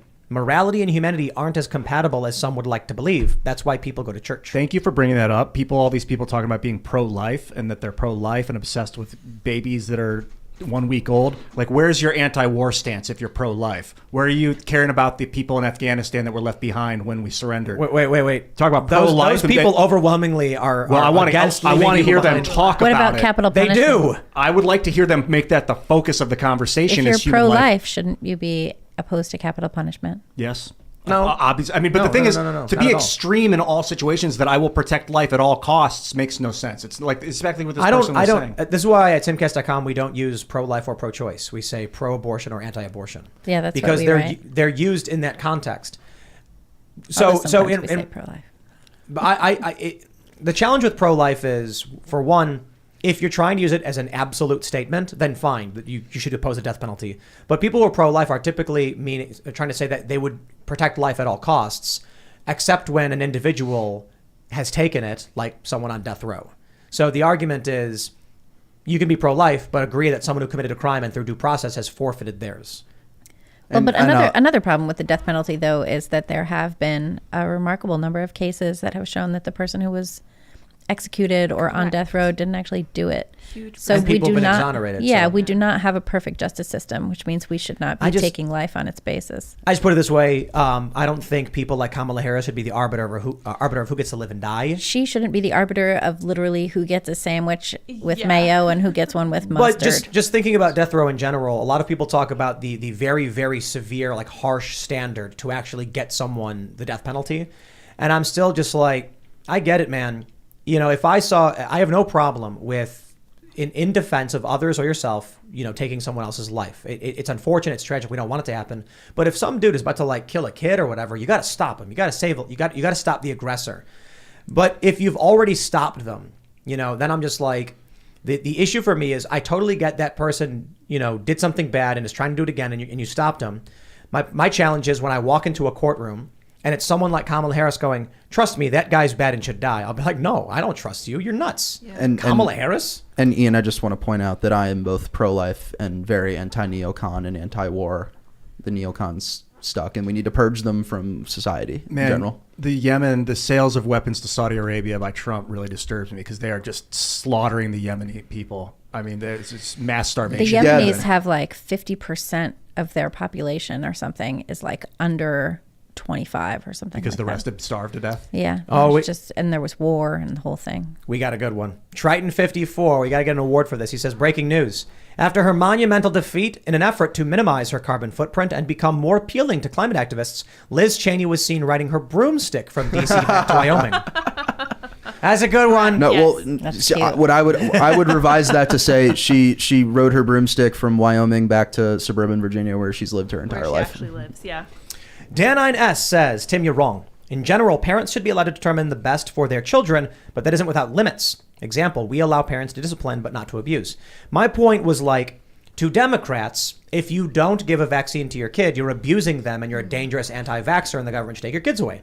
And to the right, if you're giving them sex change surgery, quite literally the same thing. You're abusing them and the government should intervene. The point is you have, look, I clearly think the left is wrong, but you have disparate worldviews. And the question about when the government gets to intervene is a scary one because that will be used against you at some point. And I mean, it literally is being used against parents right now. When in Texas with the younger thing where they take the guy's kid from him, or they try to. Now, that's scary stuff, man. Well, and in D.C., if you don't get your kid vaccinated, your kid can't go to school. Which is like remember when Georgia was passing their voting law and like Biden was saying that this is Jim makes Jim Crow look like Jim Eagle. Yes. Eagle. 40% of black students in DC are not going to be allowed to go back to school this fall. Is that not making Jim Crow look like Jim Eagle? And there was a reporter from the Daily Signal who asked Muriel Bowser about this the other day. His name's Douglas Blair, and she was basically like, that's not true. What you're saying is lie. And he was literally citing numbers from DC saying that 40% of black kids in DC are unvaccinated.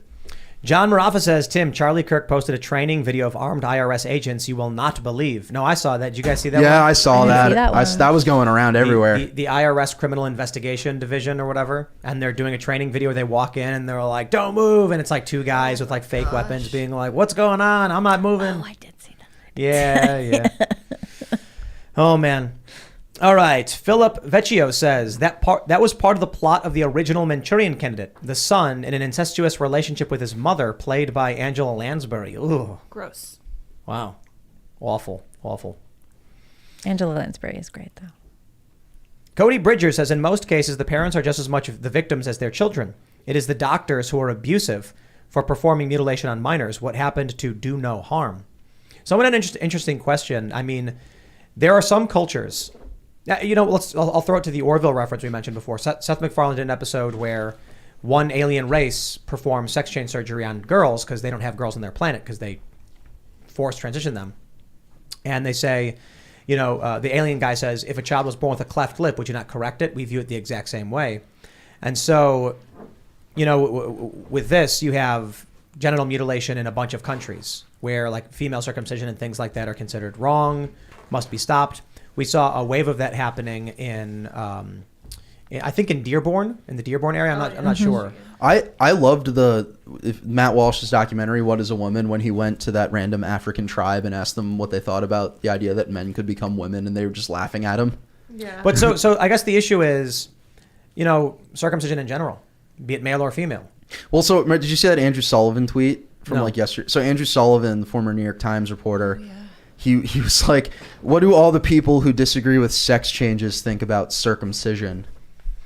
And he got monumentally racial because I think those are two Close. pretty different things. But it is a form of, well, you could argue genital. I mean, it is. I don't know if mutilation is the right word, but you're cutting up a baby's penis without the kid's not like asking for it, and it's the parent's decision. And like half the nerves are removed. And in it's the an process. old process from 2,000 years ago when it was a cleanliness thing. Like it would become too dirty and then they'd get infected, so they had to remove the outer layer of I skin don't so it was know. easier to clean. I think that's the purpose. That might be what they say, but I don't know if it's that specific. Now it's just like a tradition. I don't even know what it does. But I think that would be similar to saying like if you're in favor of haircuts, do you also support decapitation Well, or something not like that? quite. Yeah. I think those are two kind of different things. All right, let's very read this different. one. Sorry, Forlot says, Tim, your Nancy Pelosi impression is my favorite thing in the world. Let's hear it. I haven't heard it. Donald Trump is a disgusting, awful man, and he needs to be impeached. I will not stand for this. It's getting older in real time. Like it's, You have she's to, older than she you was. got a year you got to ago. like do the Yeah. thing where she her dentures like are falling out too. Yeah, Just, like, that's why I try to chomping her simulate. dentures. My teeth are falling out while I'm sorry. I'm gonna go. Okay, now I can tell you about Donald Trump. He's so awful. Now I'm gonna go trade Mouth some sounds stocks. I'm gonna are go so trade some horrible. stocks. Now I'm gonna go trade stocks and become rich on $170,000 a year salary somehow. Also, I was like, Paul Pelosi gonna get charged with the DUI, or you think he's gonna have his charges dropped? Of course. Oh, he got charged, didn't he? Did he get charged? I don't remember. I thought he got charged. I don't know. But wasn't the story that he was drunk and someone hit him? He I'm hit not a sure. Jeep. He hit it. I don't know. I Pretty read sure. somewhere. No, he hit a Jeep with his Porsche. I'm pretty sure. You want to pull that up? Yeah, we should check that. Because I thought it was a case of like he was driving drunk and then someone hit him and that makes it his fault because he was drunk. You know what I mean? Like if you're drunk and you're pulling out and someone hits you, it's your fault. You know what I mean? I don't know. Maybe he hit somebody. All right. Let's see. A free-thinking dog says no man would request a woman to get an abortion. Agreed. I saw that viral meme where it's like progressive men aren't men, as exemplified by the face on the hands thing. Yeah, You see that one? Yeah, I saw that. Like there's like it's like a picture of a shocking moment, and the women and like some of the men are going like with their hands over their mouths, and I was like, oh, I don't know. You know, I mentioned this before when I was flying on a plane from Wellington to Auckland, and we got hit by like 70-mile-an-hour winds, and the plane fell like 100 feet or something. All of the women on the plane instantly started screaming at the top of their lungs. Not a single man screamed, and I was like, huh, made me think. I screamed It's when fun, there was huh? a stink bug on the mic one time. Yeah, why is that? I don't know. Well, Men and women are because- different. Women yeah. scream. Men don't scream. Women signal they need. I read that Men don't. that women on average cry once a month, and men on average cry once a year. Once a month, that's it. I got to be honest. I can't remember the last time I cried about anything. I'm pretty sure I cried last week. Oh, I don't even know why. Ian, when was the last time you I cried? was on the show like a month ago when I was talking about God. I was starting to Oh, feel yeah. it, but it wasn't like I wasn't deeply like losing it or anything. Yeah. What about you, Greg? I'm gonna make my group chat with my friends laugh out loud right now because the last time I cried is when my friend Jordan Chamberlain and Will Chamberlain, you've had them on their show, at their wedding. I cried during their wedding because it was a gorgeous wedding, and Jordan's one of my best friends, and so I there was you like, Jordy's getting married. This is so adorable. Oh, see, there you go. No, I cried watching a video of my son when he was little saying something with his Okay, little that's cute really kid cute. voice. That's That's what it was. And then I showed it to him, and then he cried. oh wow. All right. Psycho Tater says, But it was my fault because I was crying, and then that made him upset. I would like to point out that I have used Ian's graphene plan to change the minds of at least 3 climate activists. So thank you, Ian, for pointing that out. And thank all of you. This show is my favorite source of actual news. Thank you very much. Fantastic. See, you changed 3 people's minds. That's a good ratio. That's how it all That's starts. the real power of graphene, to change hearts and minds. Yeah. So what person is referencing? I don't know why I thought it was a she. He or she is referencing is that we can pull the carbon dioxide out of the atmosphere and convert it into graphene by running it through. Well, there's different ways to do it. You can deposit it onto a metal like gold, palladium, or copper, or you could run it through. There's another chemical I think that we're working on right now. I've been working with a company that does it. You can also take the methane out of the air, convert it into carbon dioxide, and then turn that into graphene. All right. C says, the soul is gendered. It travels here from a distance. When a baby is aborted, the soul cannot join the body.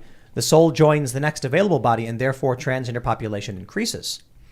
Interesting. I have an idea for a horror movie that sounds like something a conservative or Christian group would make, but no, like actual Hollywood production company would make. And so here, I'm gonna give you guys my pitch. So here's how the movie starts. It's late. 9 p.m., 10 p.m. It's dark. Office building.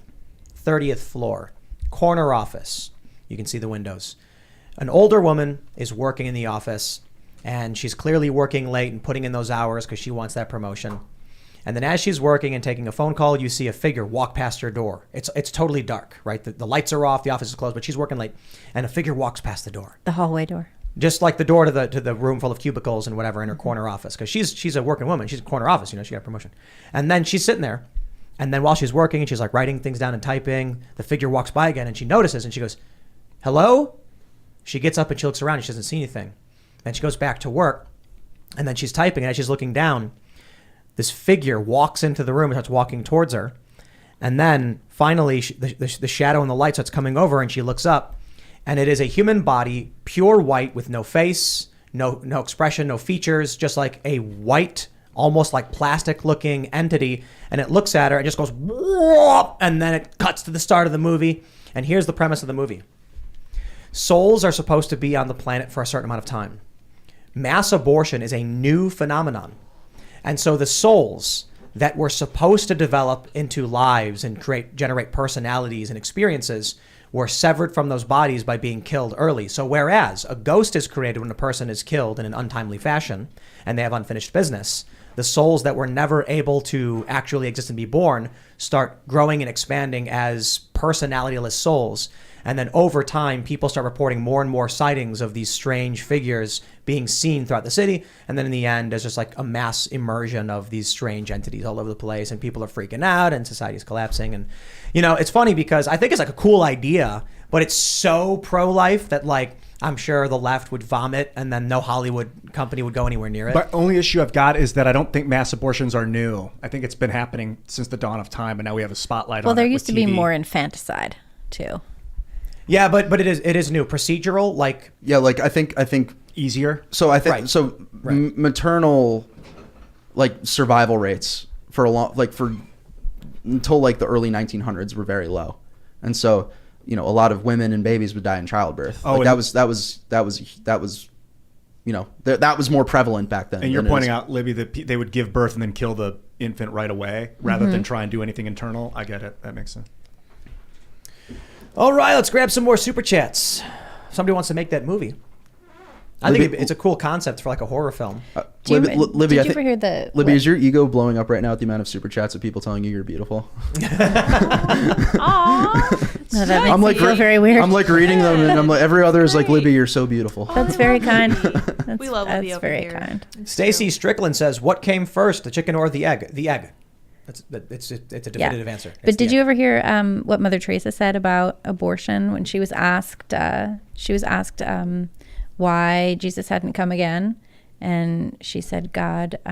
She said, or whatever. She said, like, "You keep aborting him." Oh, jeez. Yeah. Spicy. So just to clarify on the egg thing, the way evolution works, the modern chicken came from an egg from a not like Non-chicken. yeah, it's like it was a slow change process where. So the egg has been around for a very, very like first of all, eggs have been around before chickens. So if you're talking generally about eggs, but in terms of a chicken egg, chicken evolved in the process of being bred. There you go. Answer to your question. Like the first chicken was a mutation inside of an egg. Exactly. So there was like a chokin, which had a mutant, smaller, weird-looking thing that we call a chicken. Actually, it was the red jungle fowl was what ultimately we turned into the chicken. So the egg came first, and then we started selectively breeding until chickens came out. I'm gaining an unexpected amount of joy of your knowledge of chickens these days. These days, I've known a lot about chickens forever. Oh, man. really? Yeah. The way. So here's what happened in Southeast Asia. I think it's the red jungle fowl. I could be wrong. The reason they lay eggs every day is because they evolved in bamboo forests where once every 50 years there's a blossom and all the seeds fall down at once and there's food everywhere. So what would happen is the jungle fowl, the population would explode with a massive amount of food and then slowly start falling and then explode. And the first thing that happened was they were domesticated to fight each other for entertainment. The males would be taken and then they'd make them fight. But eventually word made its way across Asia that there was a bird that laid an egg every single day, and it actually became like a symbol, like almost a religious symbol, because it produced an egg every day. And then people were like, you know, if you just give it food, it will lay an egg every single day. And it's like, that's actually pretty awesome because we like eating them. And so then this is like, I think around like the 900s AD or whatever. Wow. Then they started turning them into like an actual staple farm, animal. Gosh, I can't imagine life without chickens these days. Silkie's one of the first breeds. Yeah, the fluffy ones. Those are cute. Yeah, and they have 5 toes, and their chicken meat is actually black. Wow. And their skin Weird. is blue. Weird. Yeah. How do they taste? Have you eaten them? I've not eaten one, and they're fluffy. We actually have a bunch. Interesting. Yeah, they have domed heads though, so it's like you can't put them in with a regular. With another rooster will peck his head and kill him right away. Jeez. Yeah, chickens, man. Chicken society is a crazy thing. Chicken society. Jukebox says, brought up NDAA, whistleblower from DOD on the 15th. What is that about? I'm not sure. All right. But we love our based whistleblowers though. We need more Ryan of those. Kirchmeyer says, real men coerce women not to get abortions. I did that best thing I ever did. He's now 10. She's glad I did too. Would have been her 3rd. The other 2 were not me. Wow. So Glad that you're is there. so those are the stories that we hear about all the time that the media and Democrats never talk about, and they're always beautiful stories. So good on you, man. That's awesome. Yeah, I mean, a dude saying like he's going to take responsibility and protect the woman and help raise the kid. That's what a real man would do. Nah, I had a situation where I was dating a girl and she got pregnant and she told me she was going to leave me and abort the kid in the middle of a fight. And I was like, abort it now. Don't wait. Don't hold it over my head. Don't threaten me and kill it before it grows a brain, because it was like 2 weeks old or something. Yikes. Yeah, it was horrifying. That's And then sad. it died on its own. That's sad. It heard my voice. That's awful. I'm sorry, man. Jeez. I'm sorry about that. Yeah. All right. Patriot Tech says 50 years of moral relativism taught in our schools, endless wars killing our best patriotic youth, and churches that are businesses and not preaching biblical values. Yes, culture is collapsing. You see that video of the preacher being like, you couldn't even give me your McDonald's money, your Red Lobster money? You see that one? He was like never seen yelling that. at his congregation because they didn't give him enough money and he wanted to buy a watch or something like that. And then he issued an apology. At least that's how it was reported. Yep. Raymond G. Stanley Jr. says, the regressive left. I think Bill Maher just talked about the regressive left for like the first time ever. And it's kind of funny to hear him say it like 10 years after the phrase is like moved out of, or, like 7 years. He said, he did a bit about what's going on with wokeness, and he says, this is regressive. And I was like, oh, Bill finally said it. He said the line. Throwback. Wow. Yeah, he's late to the party, but Always late. Lumpy says women have all the control when it comes to abortion. Men have none. Your claim, Libby, is unfounded unless men have suddenly gained the right to financially abort children. I love you, Libby, but when it comes to abortion, women have all the choice. I beg to differ. Well, I mean, it's legally sure. but like in terms of human bonding, a woman still has the right to choose. Like, Sure. the guy can coerce her, Sure. and she could say yes or no. Do you guys, I mean, okay, do you guys have any idea how much influence a man in a romantic partnership has over the woman that he's with, regardless of anything she says about like, I'm in charge of everything in my own life? Do you have any idea? You may have absolutely no idea. Well, I mean, that's ask any woman, But that's she'll let you know. I'm pretty sure men are in relationships, Right. Like I've been in Sure. relationships, and I know the degree of control that I have. You And it's- may not. But it varies. Okay, sure, it varies, but Yeah. like, there are some relationships where Sure. the women do whatever they want, sure. and like Ian mentioned, they might be like, I'm going to go do this. You can't stop Yeah, me. there's many women that I know who have been coerced into abortions by men that they love. This happens. One of the top reasons. This happens a lot, But the ultimate point regardless is, of what the law says, regardless of what, regardless of the man rights, says. regardless of anything. because ultimately the man can say whatever he wants. The woman can always just say, I'll do whatever I want. yeah, right? sure, sort The of. man still has Yeah. absolutely no control other than Vaguely. persuasion. Yeah, He but can try to convince the woman, but the woman can say yes or no. You might be right, because like men are genetically prone to impregnate lots of women. This is just for the propagation of the species tens of thousands of years ago. And so it's probably easier for them to disconnect and be like, whatever. But the girl, you're saying that there's more of like a, I can't let go of this man. Like this man is part of me now kind of mind. Are you kidding? Yes. Are you kidding? Like, yeah. That's a thing. But that's like still not like I'm woman not talking choosing about. to maintain a bond is different from not having control. I'm not saying she doesn't have control. I'm not saying coercion means you don't have control. You can be coerced, right? You can be coerced into something even if you feel like you're in control the whole time. Many women that I know have been coerced into abortions. There's nothing we can do to change that's true. Like, that's just true. I mean, that's just actually true. And yes, like, it's, have you ever read the statistics on women leaving abusive relationships? It typically takes 7 tries for a woman to leave an abusive relationship.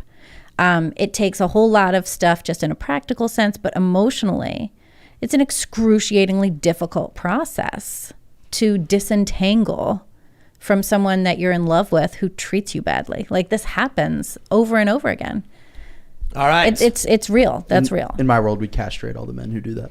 Well, you know what? There'd be like a lot of dickless individuals walking around. There are a lot of dickless All right, everybody. If you Technically, haven't you still have the already, would you penis once you're kindly castrated. smash Just the the like balls, button, smash the like button, subscribe to this channel, share the show with your friends.